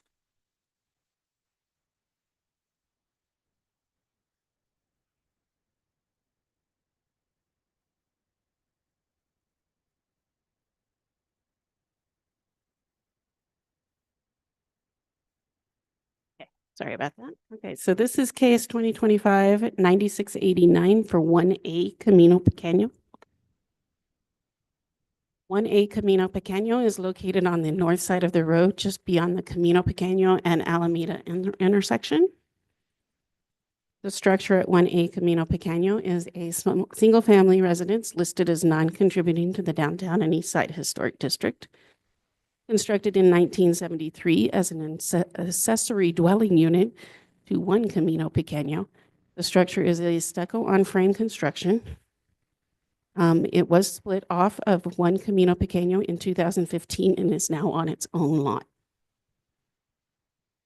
The dwelling is roughly square in footprint and encloses 1,178 square feet. The recent Santa Fe style home shows a mix of Pueblo and territorial revival themes with a modern style cantilevered entrance portal to the south and north. Most windows are original to the construction date and feature territorial style pedimented treatment. The property came before the board in November of 2023 under case 237399, where the board confirmed the status of the structure as non-contributing. The applicant is proposing the following exterior alterations. On the main residence, they would like to construct a 308 square foot addition to a height of 14 feet, 4 inches, where the maximum allowable height is 15.2 on the west elevation of the residence. The addition is designed in a Pueblo Revival style with bull-nosed corners to match the existing structure. They would also like to construct a 28 square foot addition in the alcove on the south elevation to replace the existing cantilevered portal. Construct a 23 square foot portal addition on the north elevation, a 41 square foot portal addition on the west elevation, and a 64 square foot portal addition on the south elevation. All of these portals will have wood corbels and beams with a low sloping overhanging roof. Replace windows and doors. Exterior doors and windows will be metal clad with divided light in Sierra Pacific in the colors of linen and sandstone, and install solar on the roof. That will be screened by 17.5-inch minimum parapets. The panels will not be publicly visible. If we can also raise the parapets on the existing residence from 11 feet 5 inches to 12 feet 5 inches to conceal those solar units. And then install exterior insulation, re-roof using bitumen, and stucco using a Stowe elastomeric in suede or Pueblo. They'll be installing a ground-mounted condenser on the north elevation and install exterior lighting. The light fixture design is in the packet. They would also like to construct a freestanding accessory building. It will be 613 square feet, and it will include a one-car garage to a height of 11 feet 8 inches, where the maximum allowable height is 15.2. The structure is designed in a Pueblo Revival style with bull-nosed corners. The garage door is labeled as either metal or wood. Staff would recommend that the door be made of wood. Construct a 43 square foot portal on the south elevation of that garage. Install ground-mounted condensers on the west and install exterior lighting. They will also be constructing a 68-inch fencing at the street frontage and 72-inch stucco yard wall at the rear and sides. And install a 68-inch wrought iron pedestrian gate on the west side of the driveway leading to the front yard, and a 72-inch high wrought iron vehicle gate at the driveway on the southeast of the property, and install exterior lighting on the gates. The applicant has provided all of the examples of exterior lighting and colors and a building area plan.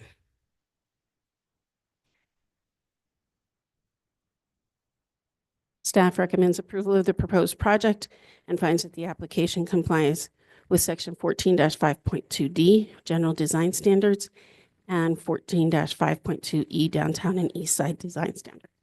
I stand for questions. Thank you, Lanny. Is the back building, did you indicate it's a garage? It's a garage with studio, Oh, okay. but it's not considered a dwelling unit. It's accessory structure. Thank you. Any other questions for Lanny? Member Aguilar Medrano. Thank you, Madam Chair. Lanny, could you tell us a bit about the streetscape along Camino Pequeño? I know what's being proposed is an almost 6-foot tall stucco wall along that street. And I don't know that that's consistent with the streetscape, but I seem to recall more kind of natural latias, coyote fences, kind of with uneven tops, not high stucco walls. It is mostly coyote fencing. There's some wire fences actually out in that area. You can pretty much see all the natural landscape. However, the height on this is the average of the streetscape. Thank you. Any other questions? No applicant. Will you come forward and get sworn in, please?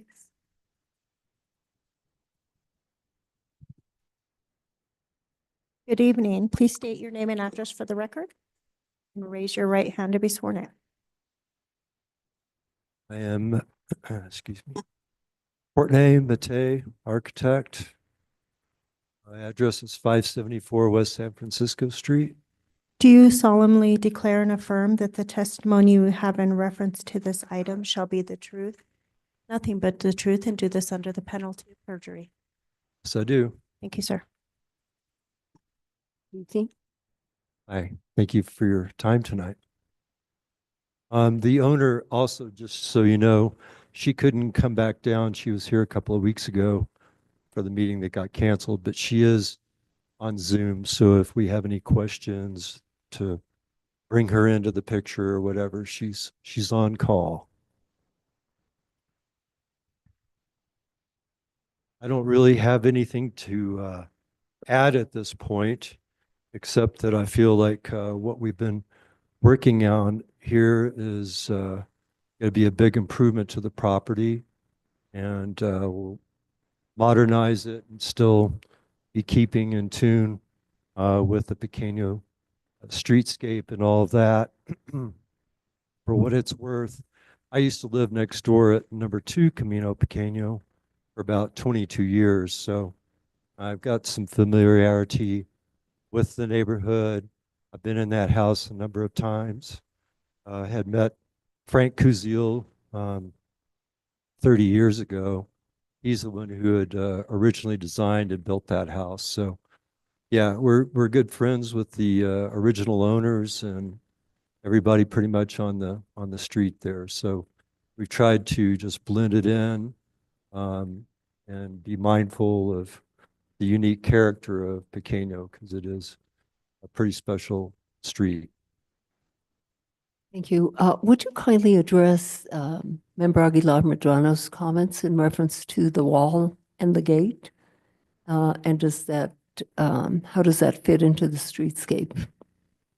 Well, right next door to, on either side, if you're facing this property from Pequeño, on the left, there's a coyote fence that I would say is, 6 feet, maybe even a little higher.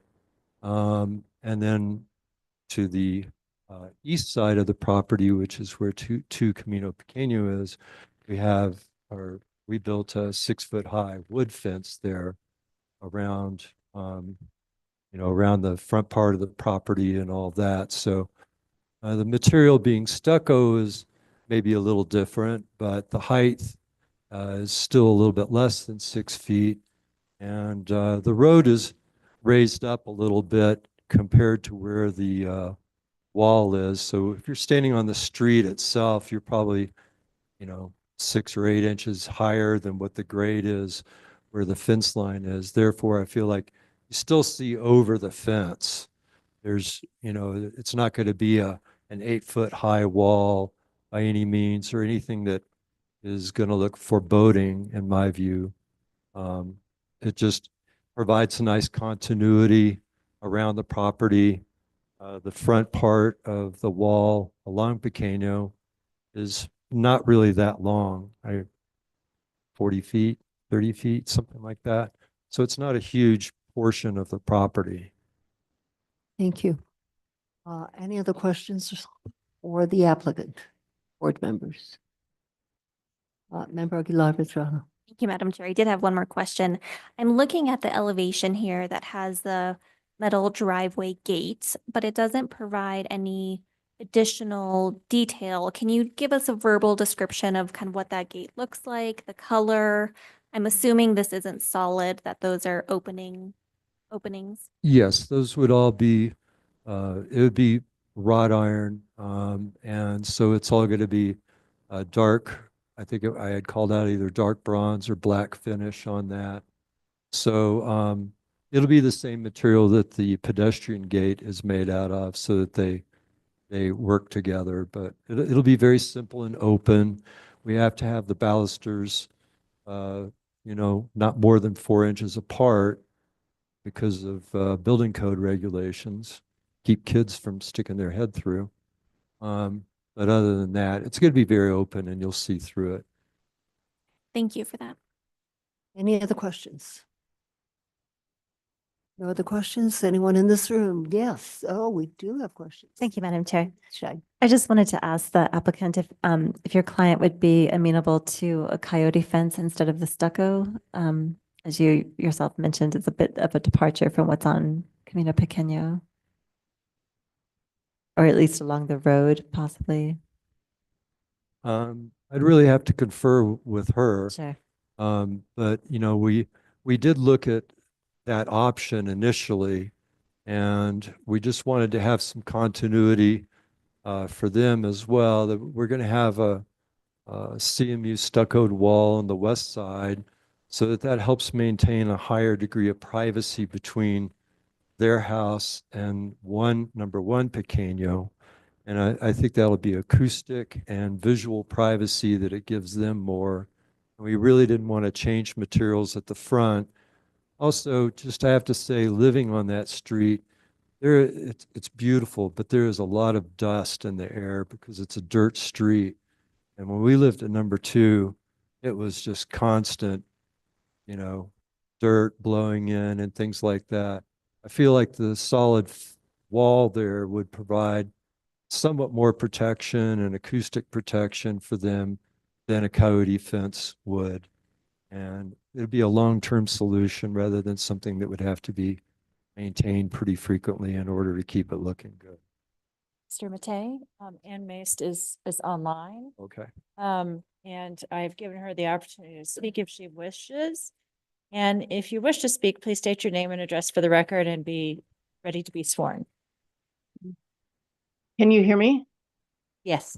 Oh, good. Okay. My name is Ann Maist, and I'm at 1A Camino Pequeño, but at the moment I live in Telluride, Colorado, at PO Box 4132. Do you solemnly declare and affirm that the testimony you have in reference to this item shall be the truth and nothing but the truth, and do this under the penalty of perjury? Yes, I do. Thank you. In response to your question about the stucco wall in the front, we thought it would look better and it would just be a nice addition to the property. The other issue to consider, and Courtney was kind of hinting at this, is that a lot of people come up and down that street. We have kind of a neighbor group, and one of the neighbors counted the number of people who were on the street, either walking with their dog, walking alone, or bicycling in a single day, and it was 250 people. So it's a very popular street that, people like to use. So, I like having people come up and down, but I'd also like to have a little bit of privacy. You would be able to see over this wall to the house, but it would also provide, enough privacy that, we feel that we could sit in the front portal and, not have everybody see us, going when they're going by. But I am open to a coyote fence in the front if the board feels that that would be would look better, or would be more desirable or more consistent. Thank you very much for your comments and also your cooperation if the board decides to go that way. Yes, sir. I'd like to just make one more point about the CMU stuccoed walls. If you go down towards the end of Pequeño, I think it's number 8 and number 9 at the end, they both have stuccoed yard walls down there.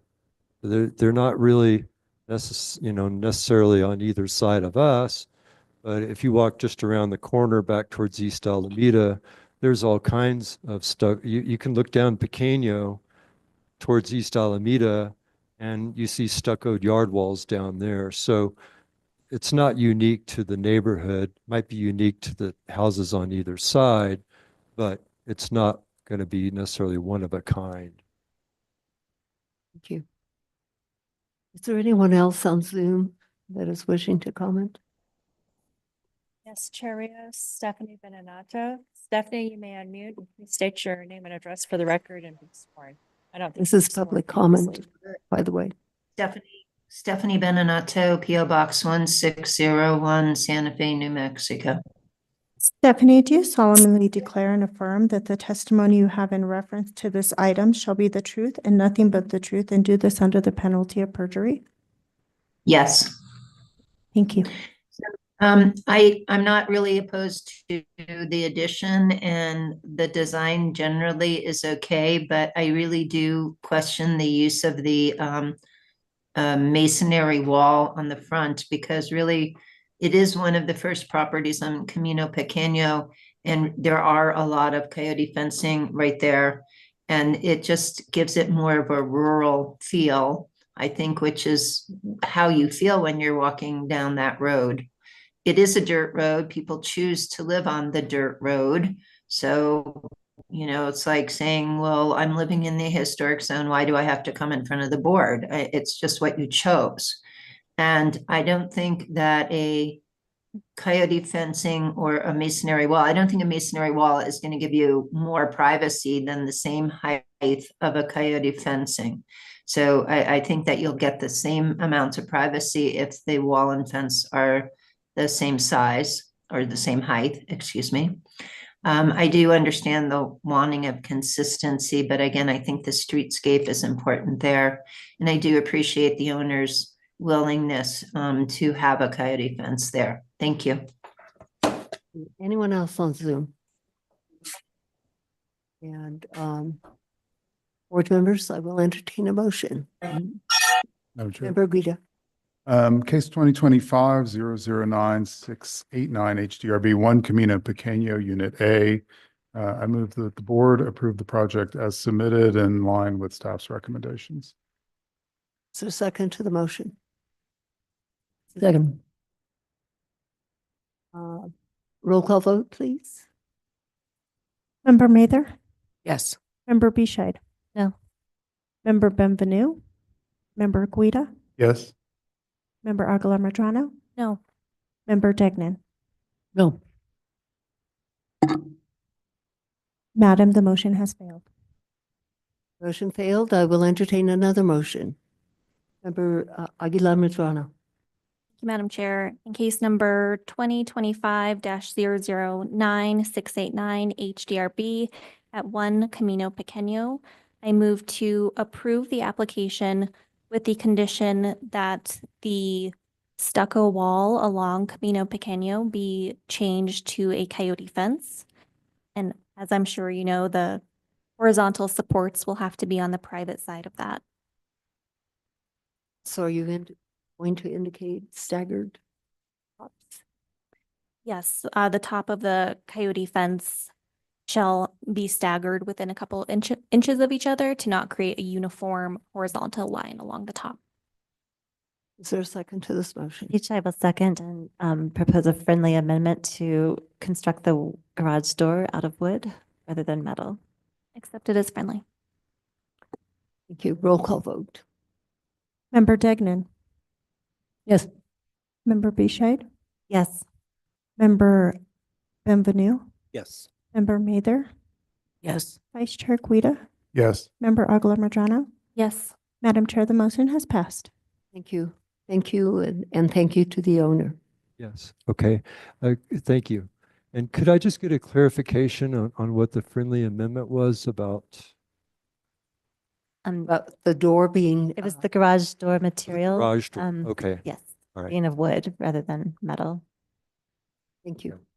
All right, thank you.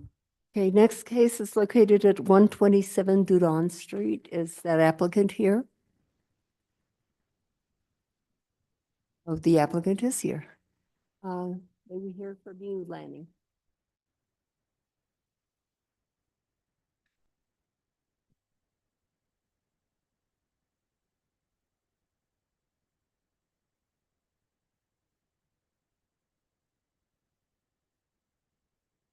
This is case 2025-9773 for 127 Durand Street for a status review.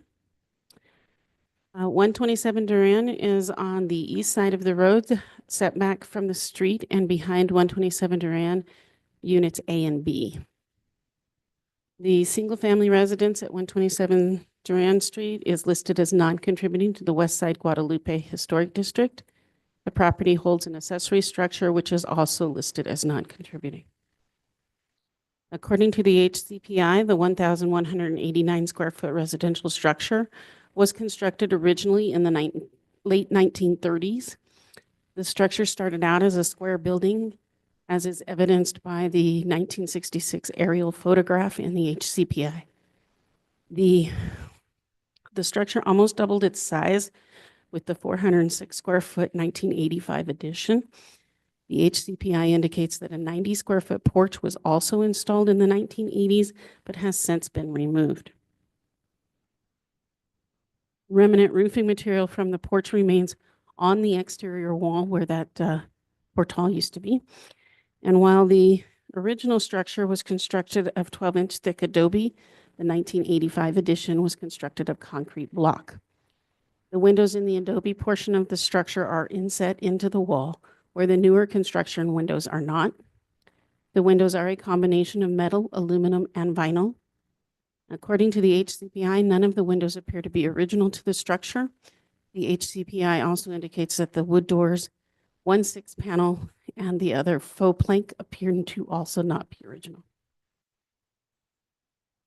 The HCPI dates the accessory structure on the northeast corner of the property to post-1978 and states that it is constructed of concrete block.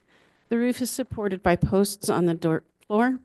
An adjacent frame lean-to storage room is covered with gray coat stucco.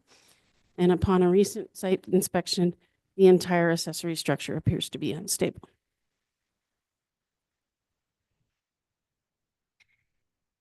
Based on the evidence provided in the HCPI, the lot was once used for farming and has a remnant acequia thought to be part of the Acequia publica across the east edge of the property.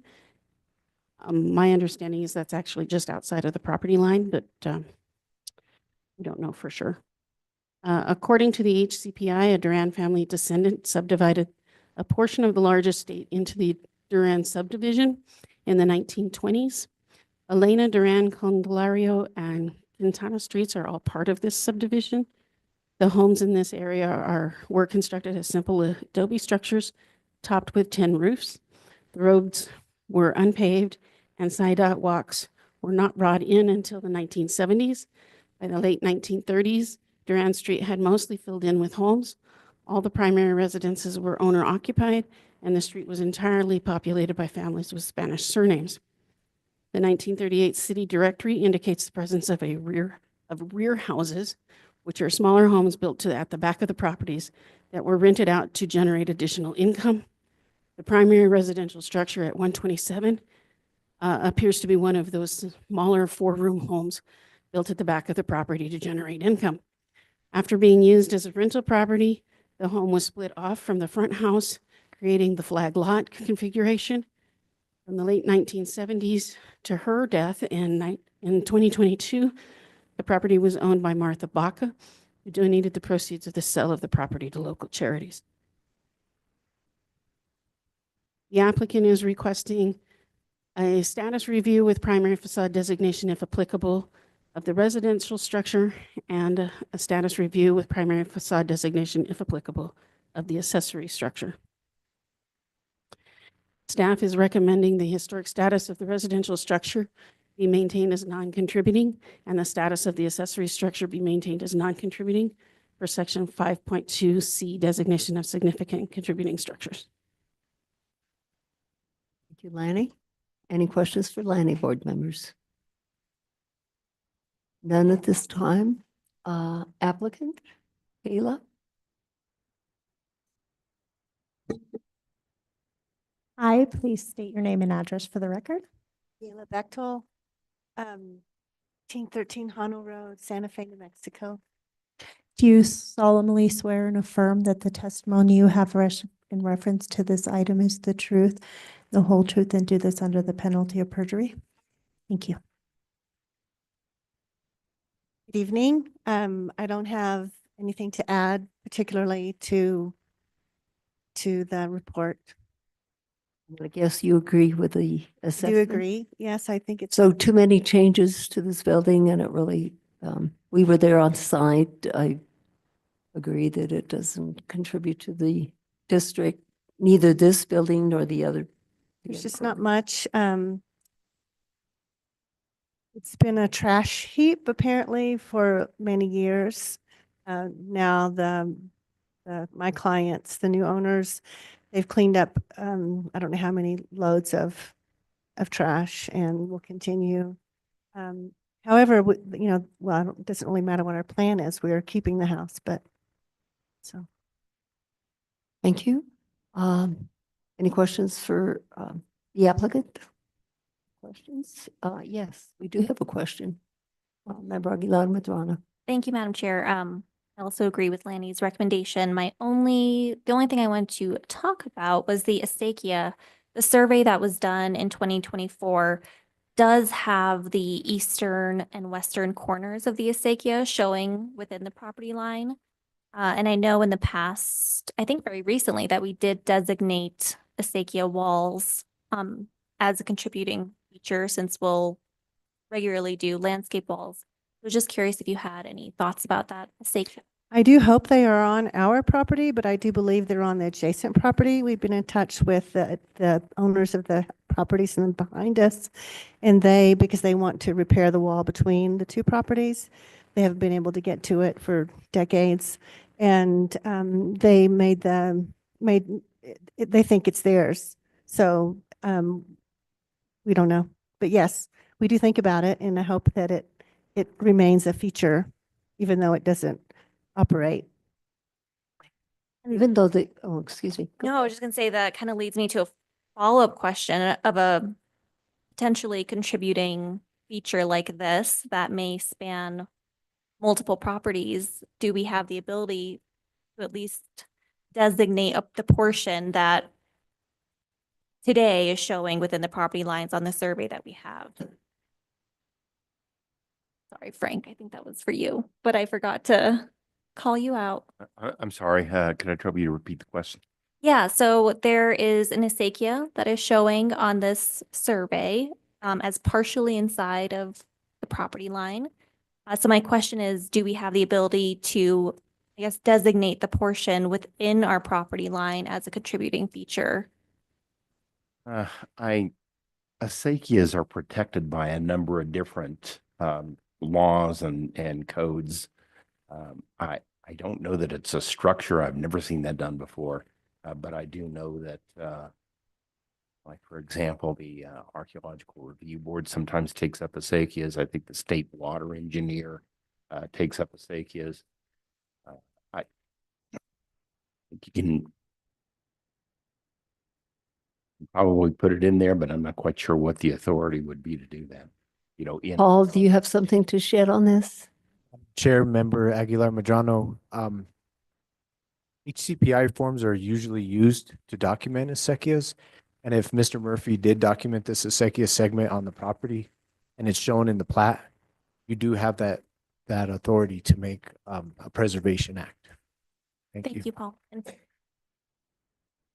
If the maker of the motion wants to just indicate that there is an acequia there, that would be relevant or good.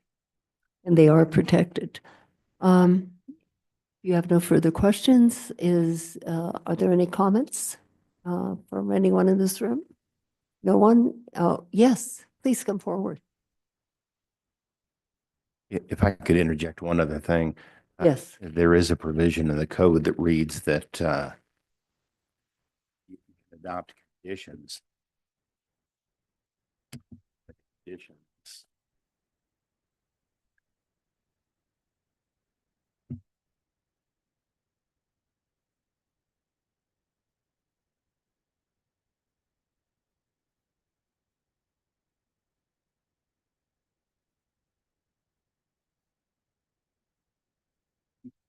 Hear from You'll be looking for that.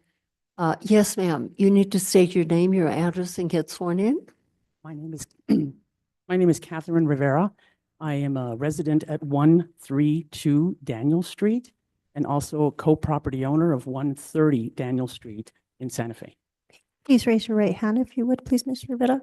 Do you solemnly declare and affirm that the testimony that you have in regards to this item is the truth, the whole truth, and do this under the penalty of perjury? Thank you. I'm here because I am one of the adjacent property owners to the back of this property. You can only get there through Daniel Street.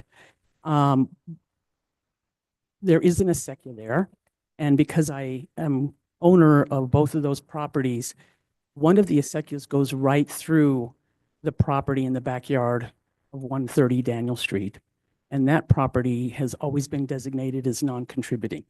So I thought I'd put that out there. As a lifelong resident of that building, that's where I grew up, we were only advised that the acequia was protected and we could never fill it in and we needed to leave it the way it is. It is not a running acequia. It's basically vacant, but we have maintained ourselves that that the walls remain standing and in good condition, and we leave the acequia as it is. But I will tell you, on property 130, it cuts right through the backyard. On property 132, which I think may be more relevant to this conversation, it is still a good question as to whether or not that acequia in the back of 127 Duran belongs to 132 or 127. We have never been able to get back there, honestly, due to the nature of the property in the past, to really make that determination. And as I've explained to the agent previously, we did a wall out of convenience to divide their property between our property over the history. It didn't necessarily align with the acequia, which does curve, because it just didn't make sense structurally to build something on an acequia area that may fall down. So I personally would like to see where the actually acequia lies, but I would tell you honestly that if it does land on our property, we would honor it and maintain it just like we have on property 130. Hopefully Mr. that Rivera, helps. thank you very much for your comments. I appreciate them. Thank you. Anyone else wishing to comment on this case? Anyone on Zoom? Yes, Chair Rios, Stephanie Benenato who has previously been sworn. Stephanie, you may speak. Thank you very much, Stephanie Benenato. Yes, I don't think the building deserves to be upgraded. It should be kept as non-contributing, but I am glad that you're having this discussion about the acequia and preserving it.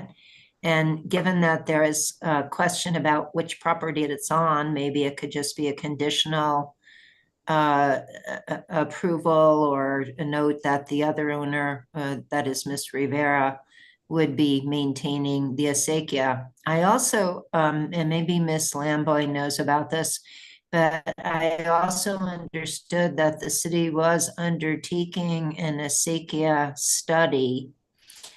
And I was wondering if, might play into that study or the preservation of this acequia. Thank you. Heather, did you wish to comment? Yes, Chair Rios.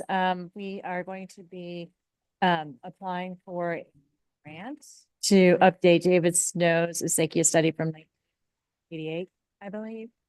So, but that is not underway yet. Thank you. And Frank, did you have anything? Look up the sections on conditions, the section on condition. It reads that the board can impose a condition on changes, will require a condition that changes relating to the exterior appearance of the structure recommended by it be made in the proposed work. So I don't know that this has anything to do with exterior appearance. I can also tell you that if this is a working acequia, anything construction agents that I've talked to, when there are acequias at issue, they won't mess with an acequia because it creates a liability. It's not a working acequia. It's not a working acequia. Well, it could still create liability because I know sometimes acequias go, they stop using them, and then the homeowners downstream might start demanding water. I don't know what the status of this is. But generally, construction contractors don't want the liability of interfering with the flow of water to users downstream. Oh, is there an acequia commission or, Heather? Or who maintains? Alderaan might know that answer better.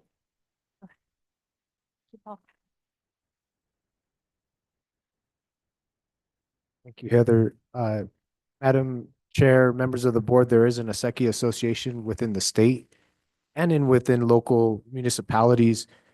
Here in the city, Santa Fe, there's local mayordomos that take care of multiple acequia segments throughout the city.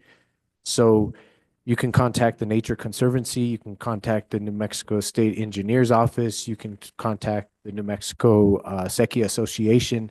They would be able to give more information on active and previously active acequias. They're all identified, I'm going to guess. Madam Chair, that's correct. Thank you. Anything further? Yes, Ms. Rivera.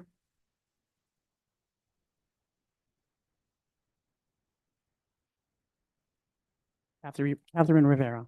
I just wanted to add, it is a non-working acequia. I have been born and raised there, and I would tell you that it's never worked in my life. And I'm, approaching 60-some years old now. So there has never been any water flowing through there.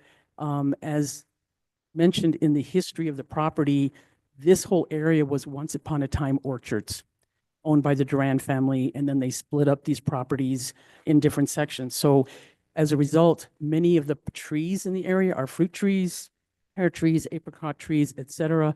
So the acequia was working at that time back in those days. But ever since they built Rosario Street, Guadalupe Street, the main acequia, and De Vargas Mall, and prior to that, the acequia was blocked off and it has never worked. But the outline of it and the indentation of it has remained. In many places, it has been covered over, I guess, as it approached Water Street, because I believe now what I'm told is it flowed from Water Street and up through close to Rosario Cemetery. So if you get near the area of San Francisco Street, you don't see evidence of that acequia, but as you get into the neighborhoods between San Francisco Street and the Rosario Cemetery and the Lottaberger, you will see evidence of that acequia. But just to be clear, it's not working, it's never flowed, there is no water that goes through there, and there is no downstream users any longer. Thank you. Thank you for that information. I think we're ready for a motion on this case. Yes, Member Aguilar-Madrona. Madam Chair. In case number 2025-009773 HDRB at 127 Duran Street, I move to maintain the status of the residential structure and the accessory structure as non-contributing, but designate the walls of the historic acequia as contributing. Do I hear a second? Either seconds. Anything further to add? Madam Chair, I have a comment. And I don't want to belabor this further, but I do want to caution against the board's mission creep on acequia walls. They're looking at the plat of this property. There is very little of the acequia walls that are unambiguously on this property. A matter of 2 or 3 feet, perhaps. The other thing is that we don't have any direction from the district nominations for whether the acequias contribute to the historic districts. We have complications of the functionality of the acequias and their operation and other agencies and that have jurisdiction over these things. To nominate a piece of an acequia wall could have unintended consequences for the acequia study that Heather was talking about, for the operation of the acequias, if they are indeed working or not. I just think it's something that's not within our purview and we shouldn't be recommending. Any other comments in reference to this action? Does your motion stand? Yes, it does. Member Benvenu? Madam Chair, sure, I'll comment on it. I mean, I would love to preserve these types of archaeological remnants and heritage of Santa Fe, which acequias are certainly one of the most important aspects of. I just don't find where in the ordinance we have jurisdiction over the acequia, and there are many other entities that do have jurisdiction over them, specifically the state engineer's office and the archaeological review committee would come to mind. So as much as I would, as important as I think those features are, I'm not finding in the ordinance where we have the ability to protect the that kind of agricultural remnant.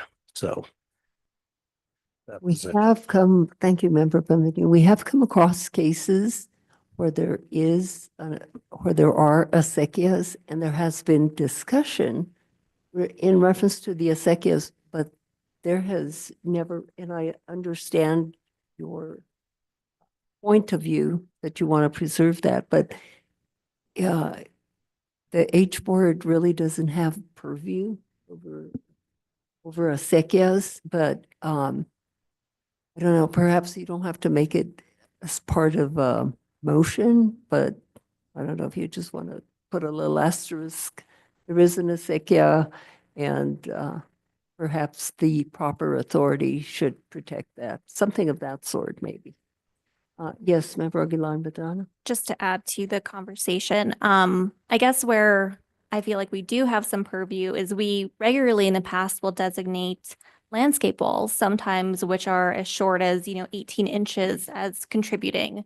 And so if there were an acequia where it was only the indentation, the void, with no stone retaining walls, that I would agree that I don't think we have any jurisdiction over. But if an acequia has stone walls that can be preserved, I don't see that as any different than a short stone retaining landscape wall.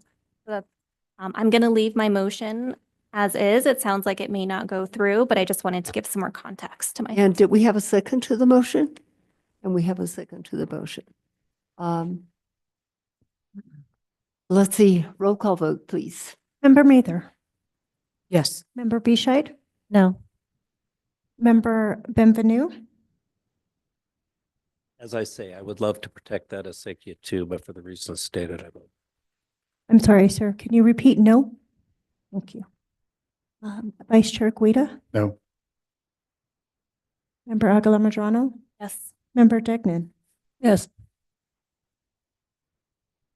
Sounds like a tie to me. Interesting. That would come to me. That is a tie, Madam Chair, if you would like to tie break for us. Recognizing that the board doesn't necessarily have jurisdiction over this, but recognizing what Member Aguilar-Medrano indicated, that it is a wall that perhaps needs to be protected for the acequia. The acequias are going to be protected anyway. So I'll vote in favor of the motion. Yes. If you look at what the acequia looks like, the walls themselves, it's rubble. It's not Can you show it to us? It's in the HCPI. Mhm. It's in your packet. It's on page 18 of the HICP. I mean, I'm all for saving the acequia, but I mean, when you save walls, you have beautiful stonework, or you have particular kinds of stone that came from Lamy, or trees that came from the mountains when they built the road. This is rubble.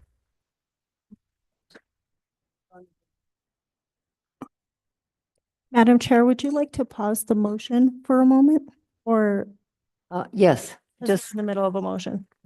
it passed. It but, passed. Thank you. We may have to revisit it.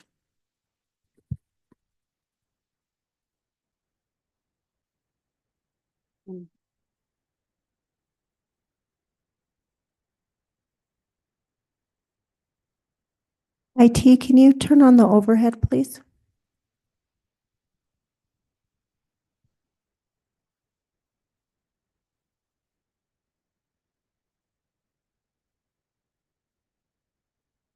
Madam Chair, Yes. if you voted yes, with all respect to Ms. Bechtel, who I hold in high regard, I think the motion is passed. And if somebody wants to, I think you can submit a motion to reconsider. But I'm looking at this.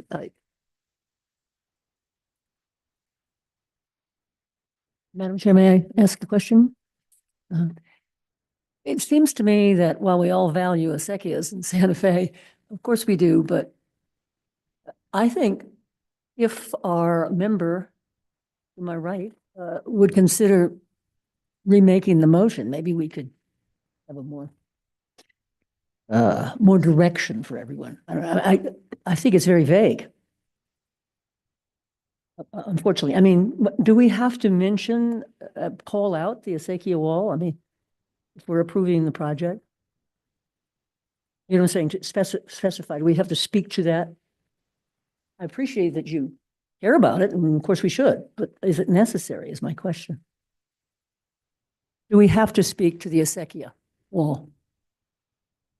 Specifically? Heather, somebody help us. Thank you, Heather. Chair Rios, Help me out of this. may I share a previous case at 1596 and 1600 Canyon Road? There was an acequia on that property. You guys made, well, pardon me, the board made a decision with a condition to preserve that acequia. And you've preserved that acequia.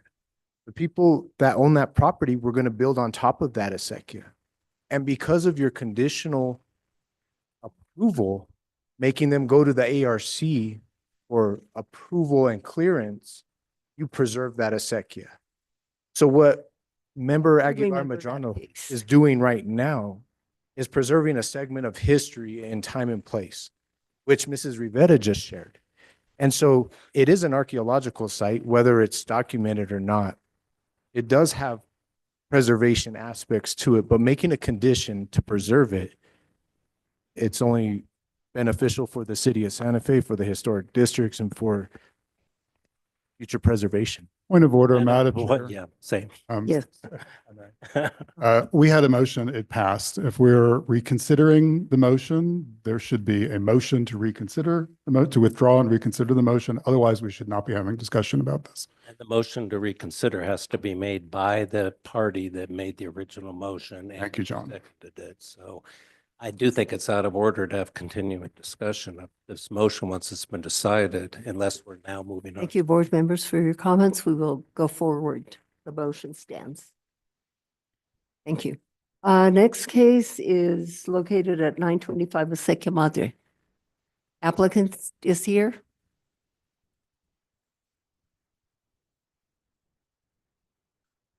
Mrs. Paul's case.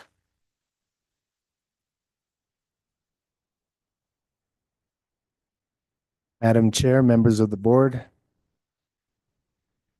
Thank you for being here this evening. Thank you for this long night. Appreciate all your patience. In case number 2024-009202 HDRB at 925 Acequia Madre is a single-family residence listed as contributing to the downtown and Eastside Historic District. The 904 square foot main residence was constructed in the late 1930s on a 0.15 acre lot. The architectural design style of the main residence is Santa Fe Pueblo Revival, as seen by the adobe block and wooden viga construction materials, flat roof and rounded parapets, and recessed doors and windows with divided lights. There are no records of the main residence coming before the board for status and primary facade designation, and most likely the structure was given status in 1984 when the Historic Building Inventory, HBI form, was completed. This practice was a common theme during the period where drive-by review of buildings and assignment of historic status occurred in the historic districts. The Historic Cultural Property Inventory, HCPI form, completed by Mr. John Murphy in 2024, identifies the yard walls as non-historic with recent alterations. The guest house, casita, is identified as not surveyed, given that it was constructed in 2002 to 2003 and is not eligible for a contributing status at this time. Here we have the northeast and northwest elevations of the main residence at 925 Acequia Madre. There's been alterations. They're in the middle of restuccoing, which has just been recently completed. There has been some window changes on this northern facade. Here is the east elevation where a majority of the electrical conduit HVAC units have been recently installed with an administrative approval. Here is the south elevation, which staff believes has the most character defining elements with the recessed doors and windows, and has, such as Mr. Murphy says in the 2024 report, the core integrity of this structure. Here we have the residence and the casita's west elevation. You can see here on the west elevation, the new remodel, the new construction of the new casita.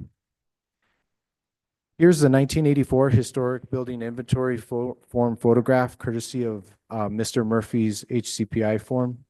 Here you can see the south facade maintaining its original construction.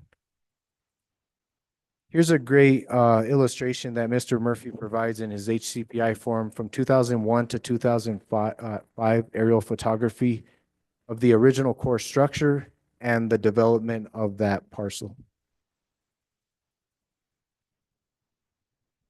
Here is staff's facade diagram identifying the main structure maintaining contributing status with the south facade designated as primary, as identified as number 1, and the non-contributing status of the casita and the yard wall. Staff recommends the historic status of the structure be maintained as contributing with the south facade, excluding non-historic materials, designated as primary, identified as number 1 in the facade diagram. Staff recommends that the yard wall with the middle elements and gate on the south property line facing the street be designated as non-contributing and the guest house as non-contributing per 14-5.2C, designation of significant and contributing structures. Thank you. Staff stands for questions. Thank you, Paul. For Paul, board members. No questions. Applicant, would you come forward and get sworn in, please? Hi, please state your name and address for the record.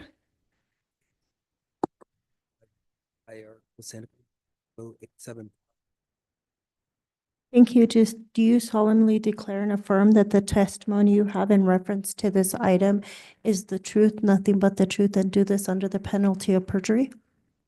Thank you, sir. I'll need you to continue to speak right in the microphone there. Good evening, Mr. Wade. Do you have anything further to add, or do you agree with staff's recommendations? I agree with staff's recommendation. And you don't have anything anything? further to Okay. Any questions for Mr. Wade? No questions. Anyone in this room wishing to comment on this project? No one. Anyone on Zoom? Yes, Chair Rios, Stephanie Benato, who has previously been sworn. Stephanie, may I unmute? Yeah, can you hear me? Can you Yes. hear me? Yes, Stephanie. Okay, great. I just want to say that I agree with staff's recommendation, and I'm glad that the owner does too. Thank you. Board members, I will entertain a motion, please. Madam Chair, I'll make a motion. 2024-009-202 HDRB 925 Acequia Madre. I move that the board accept staff's recommendation that the status of the structure be maintained as contributing with the south facade, excluding non-historic materials designated as primary. Beachside seconds. Roll call vote, please. Member Degnan. Member Aguilar Madrano. Yes. Member Vice Chair Guida. Yes. Member Benvenu. Yes. Member Bescheid. Yes. The motion has passed. Thank you very much. Thank you, Mr. Wade. Next case is located at 502 Cerrillos Road. Is that applicant here? Yes, Chair he's Rios. coming forward. And Heather, it is your case. Yes, occasionally you can't run away from me. Heather Lamboy. I am presenting this case at 502 Cerrillos Road because I was involved in the case actually shortly after I arrived. Start my presentation.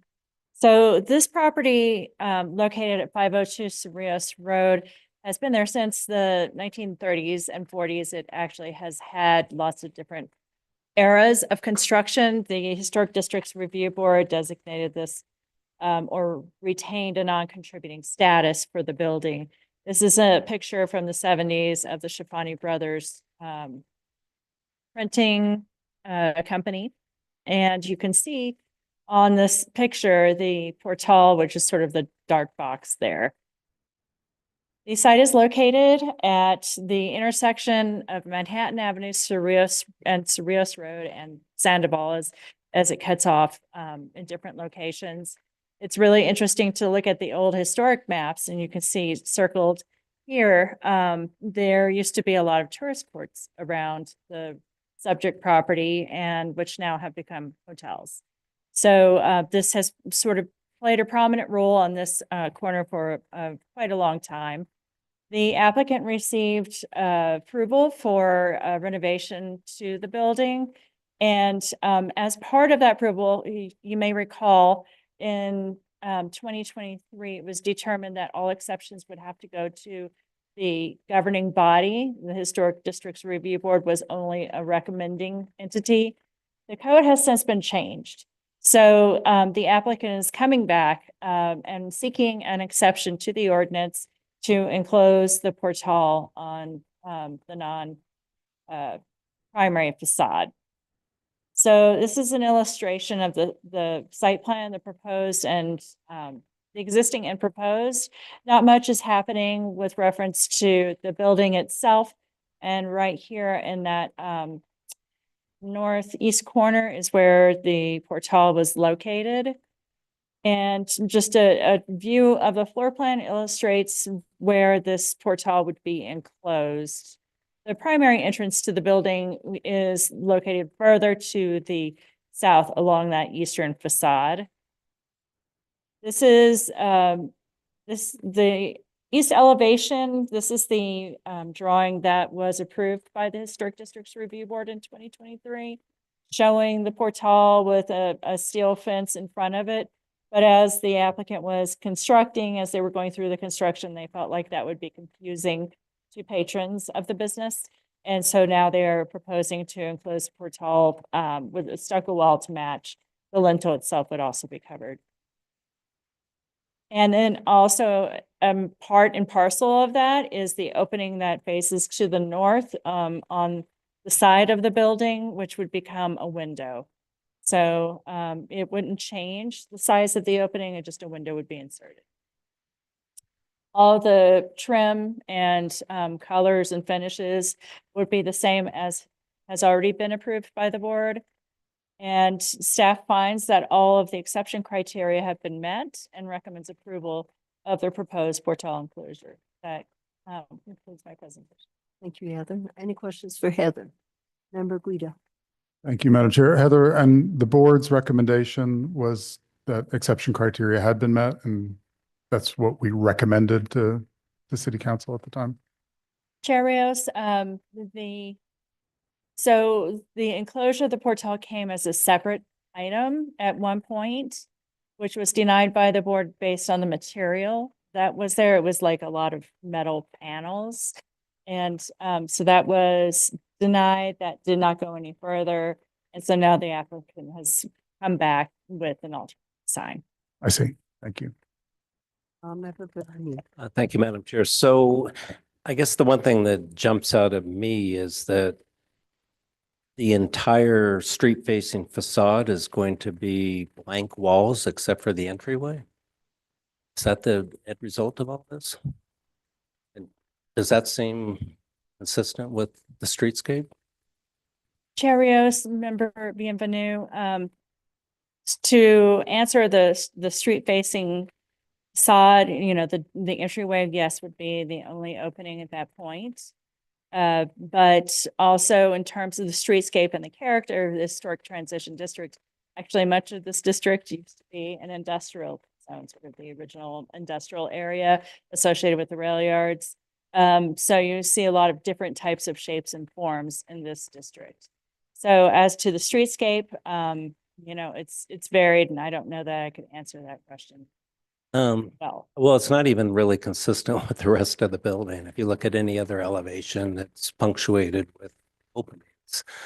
So I just find it extremely stark. I guess my concern is not enclosing the portal so much as just creating yet another blank facade and really just having one,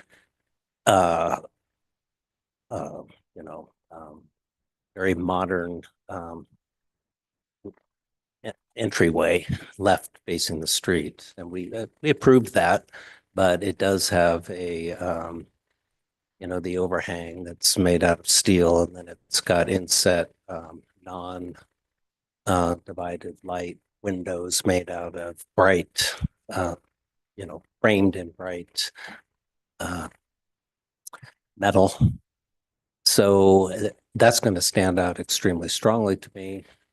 Is there a reason why there couldn't be at least windows penetrating that new wall that would be there? I don't know what's going to be behind. They had already done work behind, what is now the existing wall set inside the existing portal. They already had a fenestrated door and two windows, I think, on either side of it. Do we know what's happening with that wall under this proposal? Chair, member Bienvenue, the floor plan illustrated that an office would be located there, but I'm not certain, so I'll have to defer to the applicant on that issue, as well as on whether openings would be possible. Fine. Thank you. Any other comments or questions? It appears not. Yes, sir. Mr. Applicant, please come forward. Hi, please raise your right hand and state your name and address for the record. Kevin Skelly, 10 Calle Cantando, Santa Fe, New Mexico, 87508. Do you solemnly declare and affirm that the testimony you have in reference to this item is the truth, the whole truth, and do this under the penalty of perjury? Do. Thank you. Mr. Skilly, what do you have to tell us? What do I have to tell you? We have concerns about the safety of ingress and egress because the primary traffic flow coming from the back parking lot, everybody's going to be coming through there, and it's really confusing. And I think that revealed itself from what we call live fire or real time. When we built the building or made the renovations to it, it became really evident that it was going to be a problem. I personally don't have any problem with putting windows in that wall. You know, it was never, we were kind of running scared, figuring we wouldn't get approved, so we didn't push the envelope. But I'd welcome fenestration in those openings. Oh, I see Mr. Member Benvenue smiling. Well, I mean, I think that's a great idea, but are you going to retain the existing and what will become an interior wall with fenestration? That wall will probably be taken out because it's not much. Right. It's been there probably since the 70s or 80s, and it's just a single panel door with 2 side lights. So that'd be removed, and we'd be putting an office, reframe it, put in an office. And can you tell us if you are going to put windows, what type of windows and what size? Well, the sizes would be reflective of what's in the building already on that north wall. And there's some double case or double hungs. There's some single units. So whatever would fit. I mean, we could do 2 single units matching, you know, the single units on the north elevation. Any other comments or questions? Aguilar Madrona? Madam Chair, do you remember this case? I just have a question about the steel overhang. What is the depth of that? The depth, I'm sorry, I don't know that number offhand, but I would say it's 4.5, 5 feet. Yes, I think the maximum, I think we talked about this at the last hearing would be 30 inches still, correct, Heather? Even though it's in the review district? I asked because it looks deeper than what it did on the original drawings. Chair Rios, actually, has the steel overhang changed? Negative. No. I'm trying to think, but it seems like on the front south elevation, which reflects the steel overhang, the canopy, I don't think it goes out. Do you have any knowledge about how? Well, my assistant is on Zoom. Oh, okay. Segura.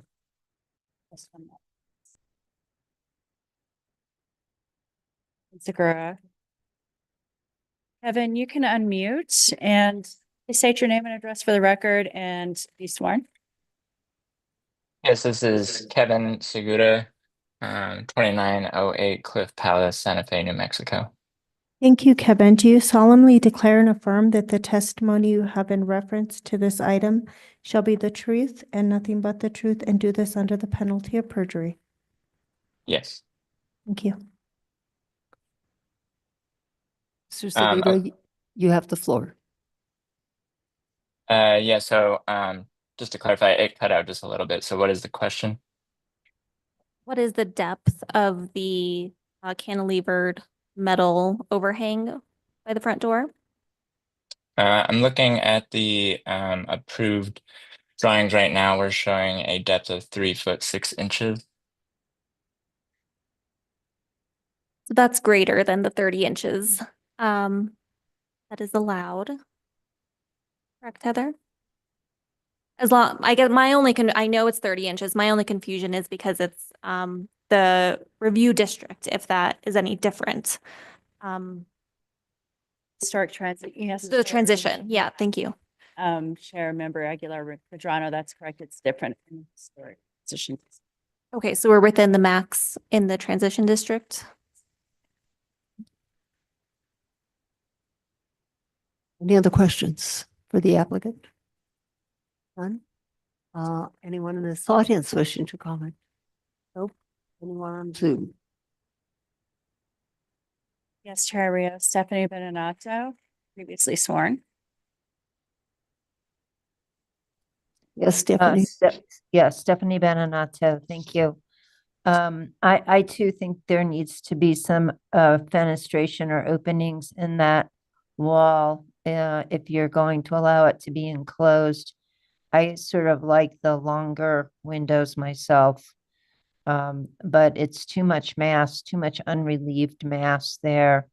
And I don't think that's really what was typical around that area. And I think it really detracts from that corner. Thank you. Thank you. Anyone else on Zoom? No, Chair Rios. Motion, please, board members. Other than you.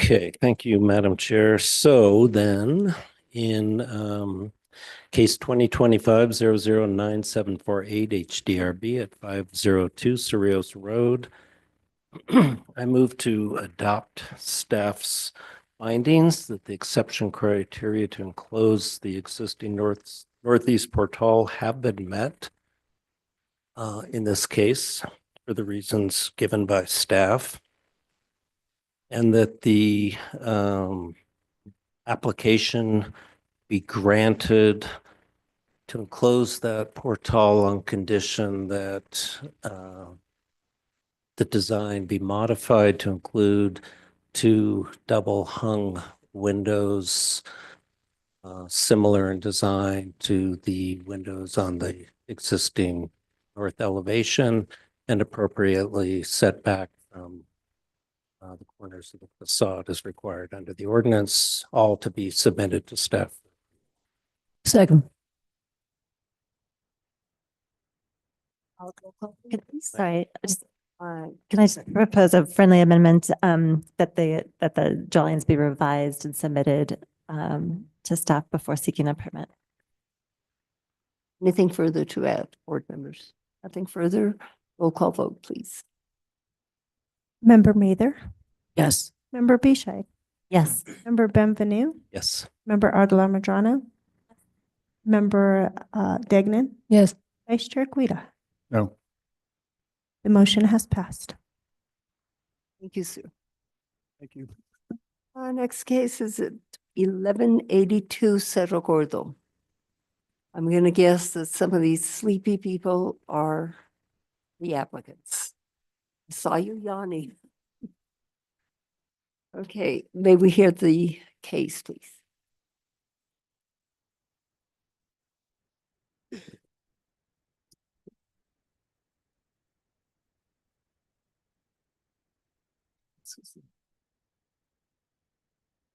Okay, this is case 2024-9613 for 1182 Cerro Gordo Road.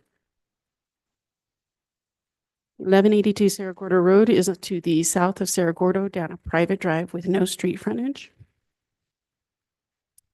The single-family residence is listed as contributing to the downtown and east side historic district.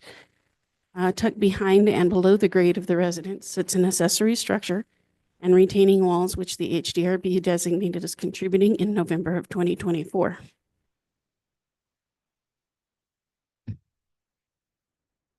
According to the HCPI, the main residence was constructed prior to 1914 in adobe with a stucco finish, holds a red-ribbed panel gabled roof, and the building was originally constructed in a C shape and remained in that form through the early 1960s. It had additions done in 1960s, 1970s, and in the early 2000s. To the rear of the residence, there are several sections of stone retaining wall holding back the slope. The most extensive is 80 linear feet, roughly 6 foot high, located directly below the house. Part of the wall is visible in a 1960 aerial photograph in the HCPI. Attached to the upper retaining wall is a 3-walled stone structure of indeterminate age designated on plat maps as the Rock Shed, according to the HCPI. The stone structure does not appear in the 1948 aerial photograph as indicated in the HCPI. A structure in its relative location is shown in 1960, and it achieved its current size and shape by 1966.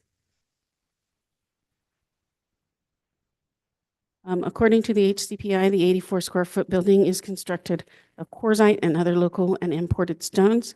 The entrance is to the east through double wood doors of an older vintage. The interior is one room with an earthen floor. The matter currently before the board involves the remodel of the shed's red standing seam metal roof and installation of new roofing under a new wood joist ceiling and deck.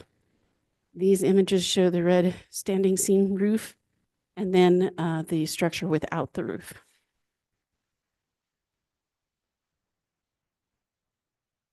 The applicant began construction of the deck, which extends over the roof of the shed in 2024 without a permit and was issued a stop work order in June 2024. While at the site with the applicant, staff identified that other work on the property had not yet been approved. Staff requested that the other unapproved work, which is listed as items 1, 2, and 5 of the applicant's proposal, be a part of this application, even with the understanding that some of it was performed by the previous owner and had been completed years ago.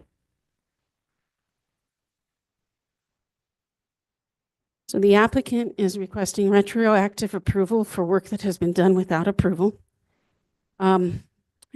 That includes construction of an exterior staircase leading from the level of the residence to the lower level of the retaining walls. While the staircase is necessary to reach the lower section of the yard, it is constructed attached to the contributing retaining wall, which was not designated at the time of the staircase construction.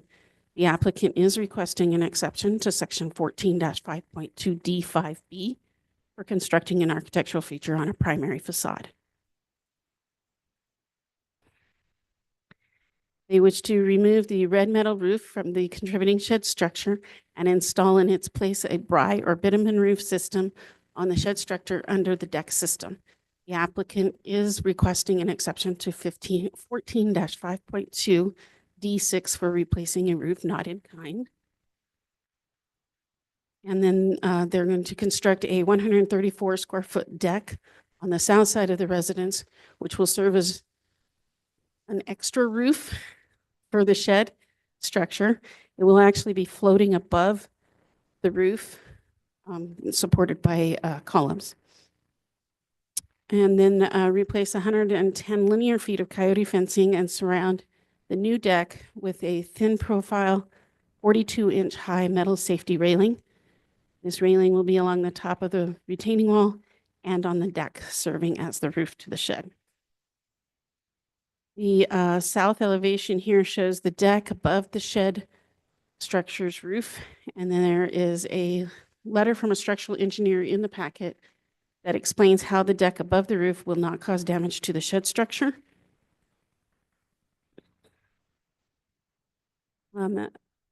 There will be a roof on the contributing structure to protect it, and then a small gap with the deck floating above the roof. The columns that support the deck will be through the roof and interior of the shed. For further clarification, this little hand drawing shows it a little more clearly, the layers of how it's put together.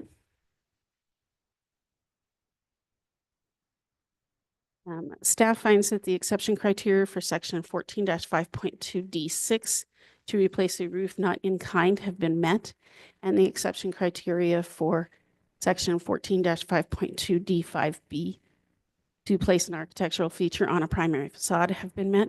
Therefore, staff recommends approval of the application as it complies with 14-5.2 D general design standards and 14-5.2 E downtown and east side design standards. Stand for questions. Lanny, what is the gap? What is the gap measures between the roof and the actual start of the deck? It's like inches, just a couple of inches. And staff feels that that is sufficient? Yes, according to the structural engineer, it'll be sufficient to keep the weight off of the roof. Other questions at this time? None? Applicant or applicants, please come forward.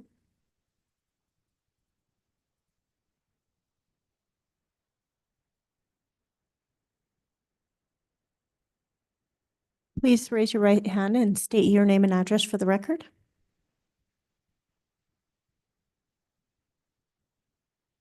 Do you solemnly declare and affirm that the testimony you are going to give in regards to this item is the truth, nothing but the truth, and do this under the penalty of perjury? Yeah. Thank you. Sir, what do you have to tell us about this project?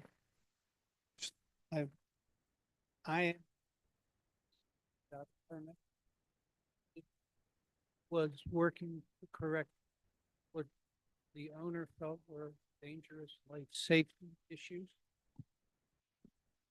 I do apologize. We intended no disrespect. We just wanted to make the house safe. Beyond that, I just agree with the staff.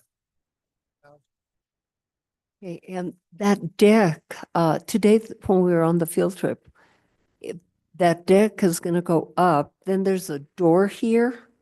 Is that going to impede on that door or? 2.5 inches below the door threshold. Okay. And also, there was a comment on the field trip because there is a metal fence there on that's already built. And That's the safety railing because it's a 6-foot drop. The previous railing was a coyote fence that was less than 24 inches high. It was a serious trip hazard for anybody walking out in the backyard. what's the height of that fence? 42 inches exactly. That's And required by life safety. and in between the wiring? 4 inches. So Okay. kids can't get their heads through them. Okay, there was some question as to whether that type of fencing is permitted. And I don't know, I recall that in past cases that, yes, we had like fencing. Heather, can you comment?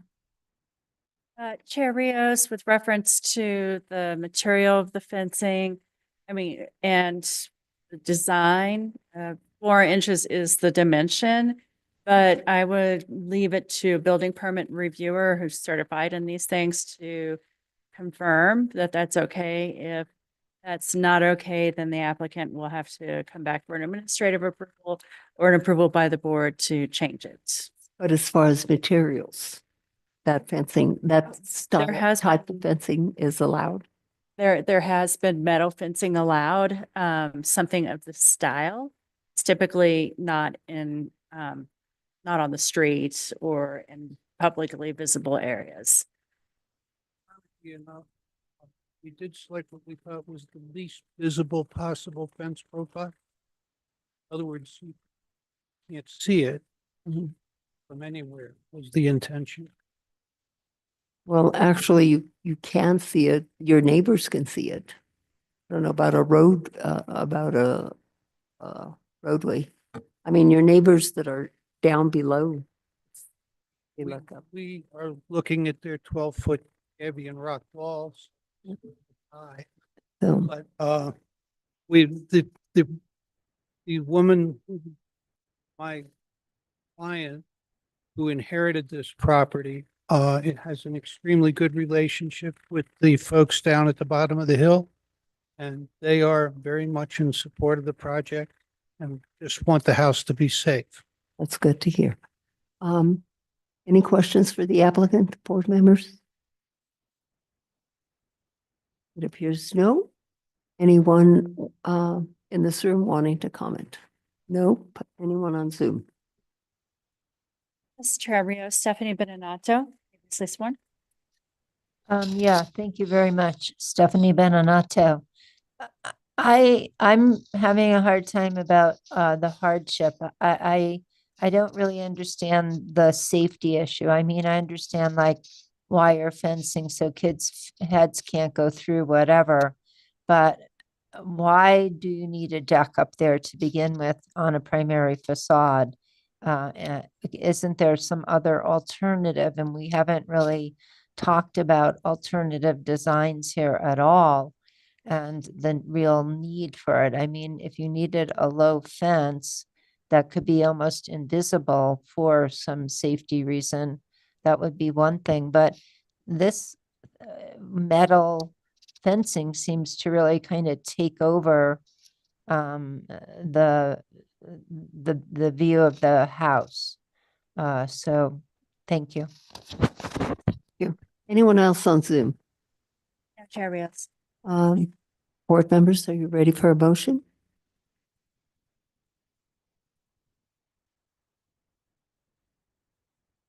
Member Benvenu. Thank you, Madam Chair. Case 2024-009-613 HDRB 1182 Cerro Gordo Road. Move to adopt staff's recommendations. Find that the exceptions have been established for all the reasons set forth in the staff report, and that the application be. Wait a second. Roll call vote. If there's nothing further to add. I'm sorry, Member Benvenu, I believe you said 1192 and it's 1182.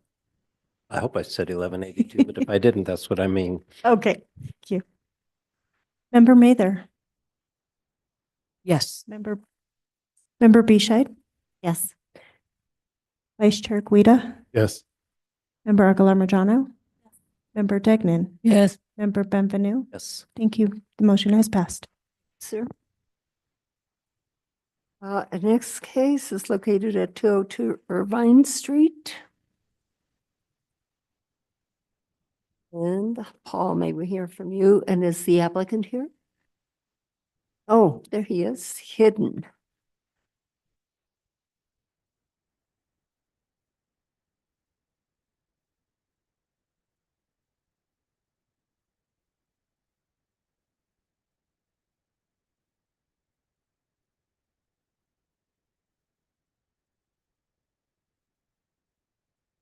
Good evening, Madam Chair, members of the board. In case number 2024-009650 HDRB 202 Irvine Street.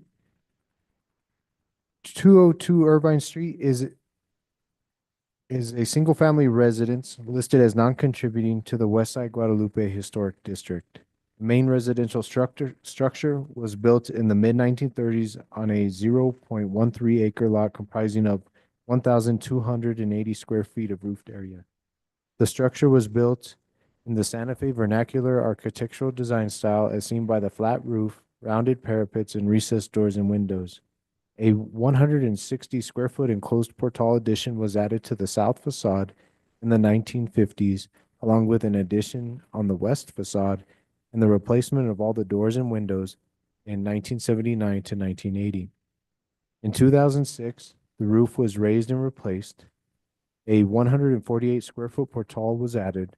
The aluminum sliding windows were replaced with 3/1 double hung wood clad windows, and the structure was restuccoed. In 2012, the board approved another addition on the east facade with new coyote fencing along the property wall. The addition of the storage shed is unknown.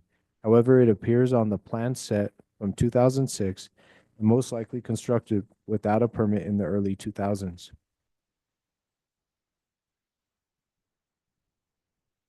Here we see 202 Irvine Street. It corners Alto Street to the north and Irvine Street to the east, the corner lot. Here we see the northeast corner. You can see the construction of the coyote fencing on the stuccoed wall. And on this northeast corner of the structure is the proposed new closet addition. Here on the southeast addition of southeast facade, we're looking at the proposed closet addition. Here we have the north elevation and east corner of the wood shed. This wood shed was built in the late 1990s, early 2000s.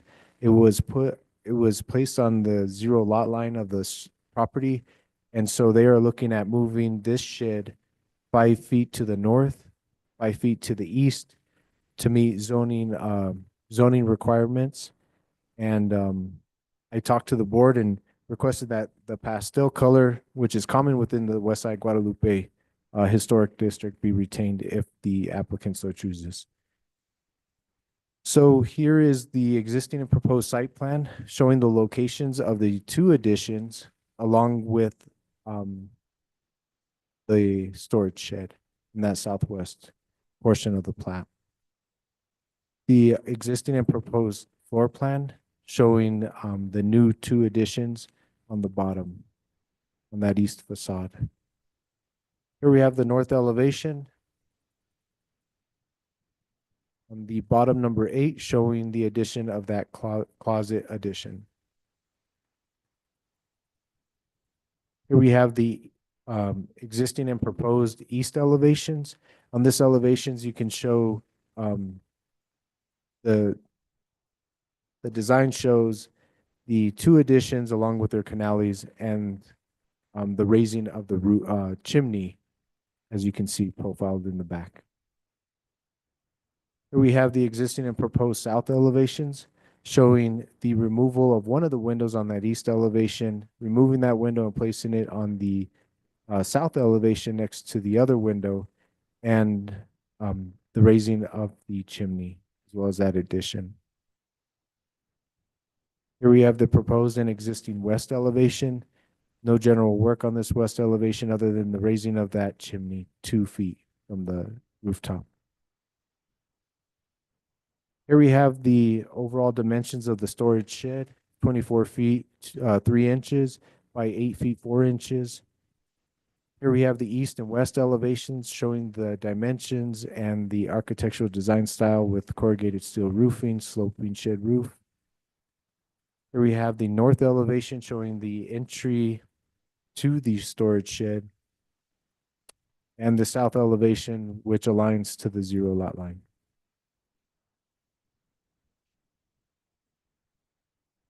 Staff recommends approval of the proposed project and finds that the exception criteria has been met and the application complies with section 14-5.2D general design standards for all historic districts and 14-5.2I West Side Guadalupe Historic District design standards. Staff stands for questions. Thank you. Questions for Paul? No questions. Mr. Bodelson.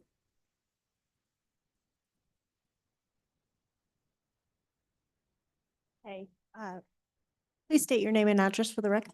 Michael Bodelson, 11 East Wellflower Drive. Do you solemnly swear and affirm that the testimony you have in regards to this item is the truth, nothing but the truth, and do this under the penalty of perjury? Yes. Thank you. Mr. Bodelson, what do you have to tell us, or do you have anything further to add to what Paul just said? Considering that was getting late, I'm in total agreement. Staff thought they did a good job presenting the scope. Now I'm pleased to answer any questions the board may have.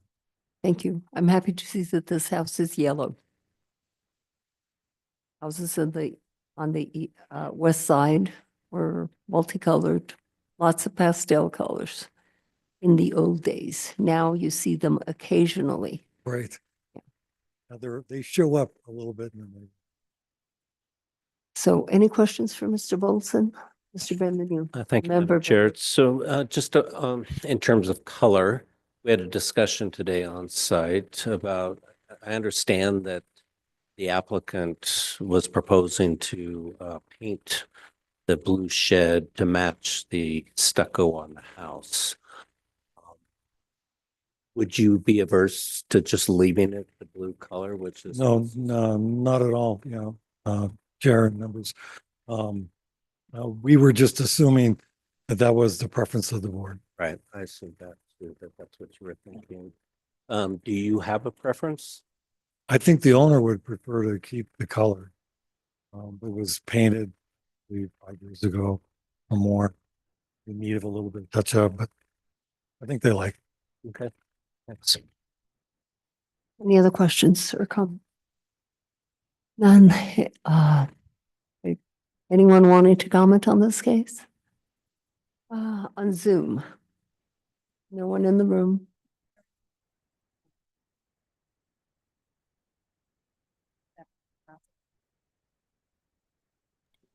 Yes, Stephanie? Yeah, good evening. Stephanie Benanato. Are the doors going to be changed into glass? And I know it's not visible, but from the drawings, it seemed like both structures have a lot of glass on them. And it seems a little overwhelming. And again, maybe I misread them because it was very quickly up on the screen. Thank you. That's just a nuance of the drawing. No, those are just the panel lines of the shed. That's the only thing. And then on the main building, the windows are indicated by the darker shade. Thank you. Board members, if you don't have anything further, I will entertain a motion. Member Guida. Thank you, Madam Chair. Case 2024-009-650 HTRB 202 Irvine Street. I move that the board approve the project in line with staff's recommendations, finding that the exception criteria have been met and noting that the applicant acknowledged that the shed would remain the existing blue color. Do I hear a second? Thank you. Roll call vote, please. Member Mather, Yes. Member Bescheid, Yes. Member Benvenu, Yes. Vice Chair Guida, Yes. Member Aguilar Madrano, Member Degnan. Yes. The motion has passed. Thank you. Members of the board, thank you very much. Thank you. Last case this evening is at 1184 Cerro Gordo. And I guess that lone person out there is the applicant. Lanning.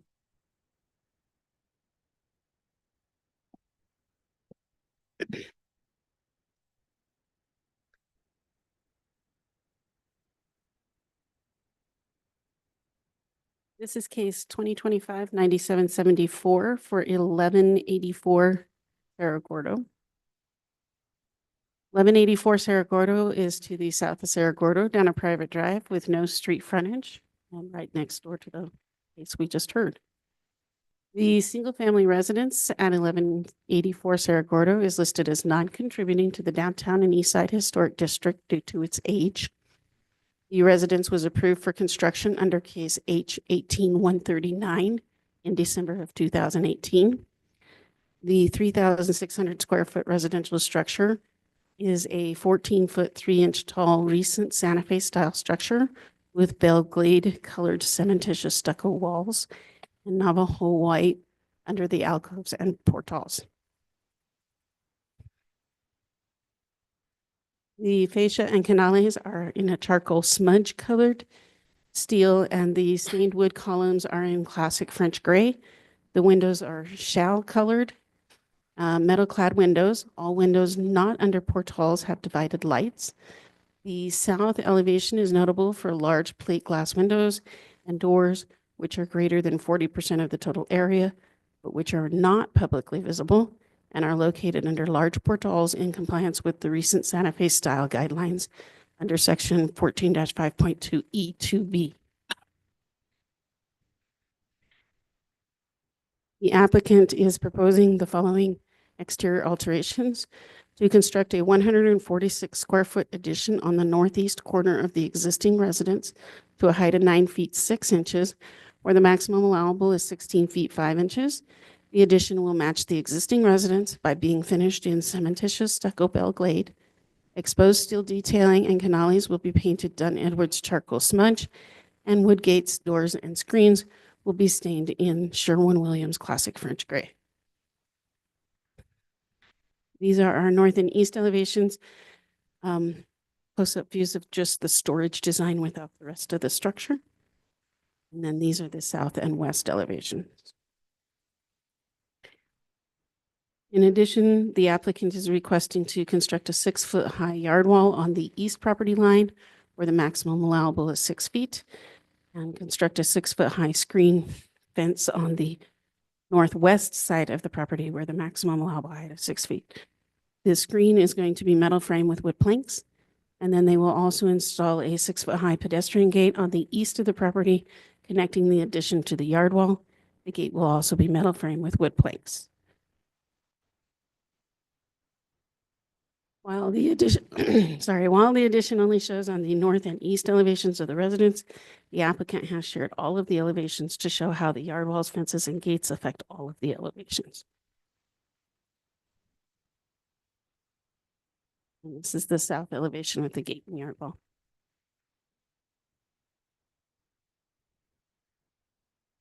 And then this is the west elevation with the wood screen fencing.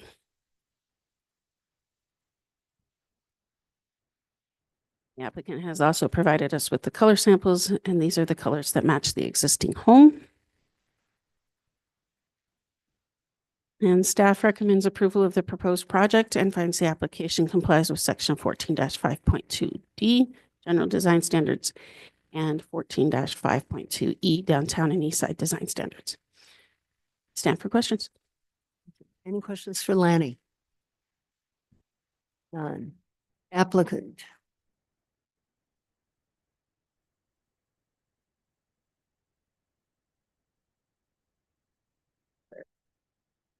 Hello, Please state your name and address for the record. my name's Grant Alexander. My address is 2327 Calle Tranquilo, Santa Fe, New Mexico. Do you solemnly declare and affirm that the testimony you have in regards to this item is the truth, nothing but the truth, and do this under the penalty of perjury? I do. Thank you. Sir.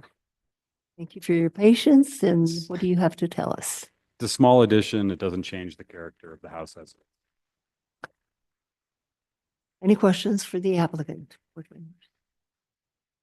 They're so tired. They have absolutely nothing more to give. They have no questions. Let's see if there's anyone on Zoom. Yes, no. No one on Zoom. Motion, please.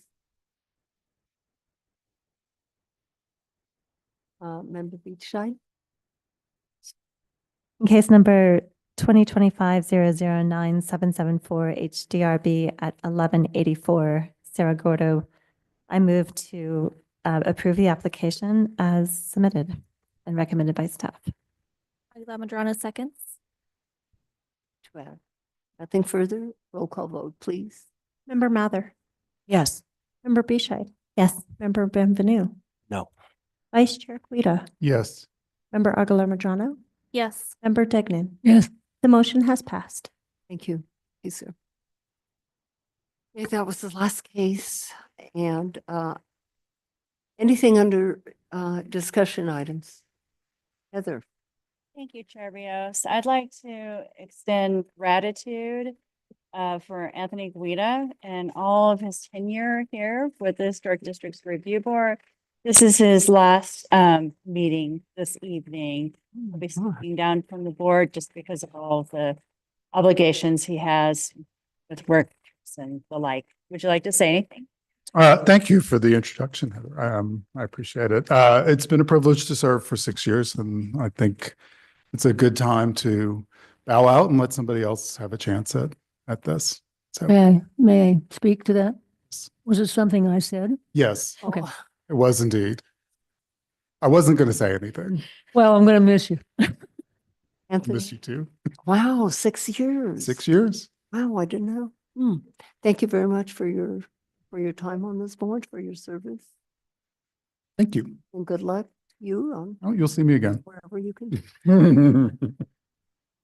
Just when I was going to ask you to serve. Okay. Thank you, Heather. Any matters from the board? No, you guys, you too. Thank you for calling me out. That's why you're here. Okay. Next meeting is February the 25th. So we'll be looking for you on. Is there a motion? Guida so moves. I'll vote. Member Mather, Yes. Member Bescheid, Yes. Member Benvenu, Vice Chair Guida, Yes. Member Aguilar Madrano, Yes. Member Degnan. Yes. Thank you, Madam Chair, you are adjourned. Thank you all.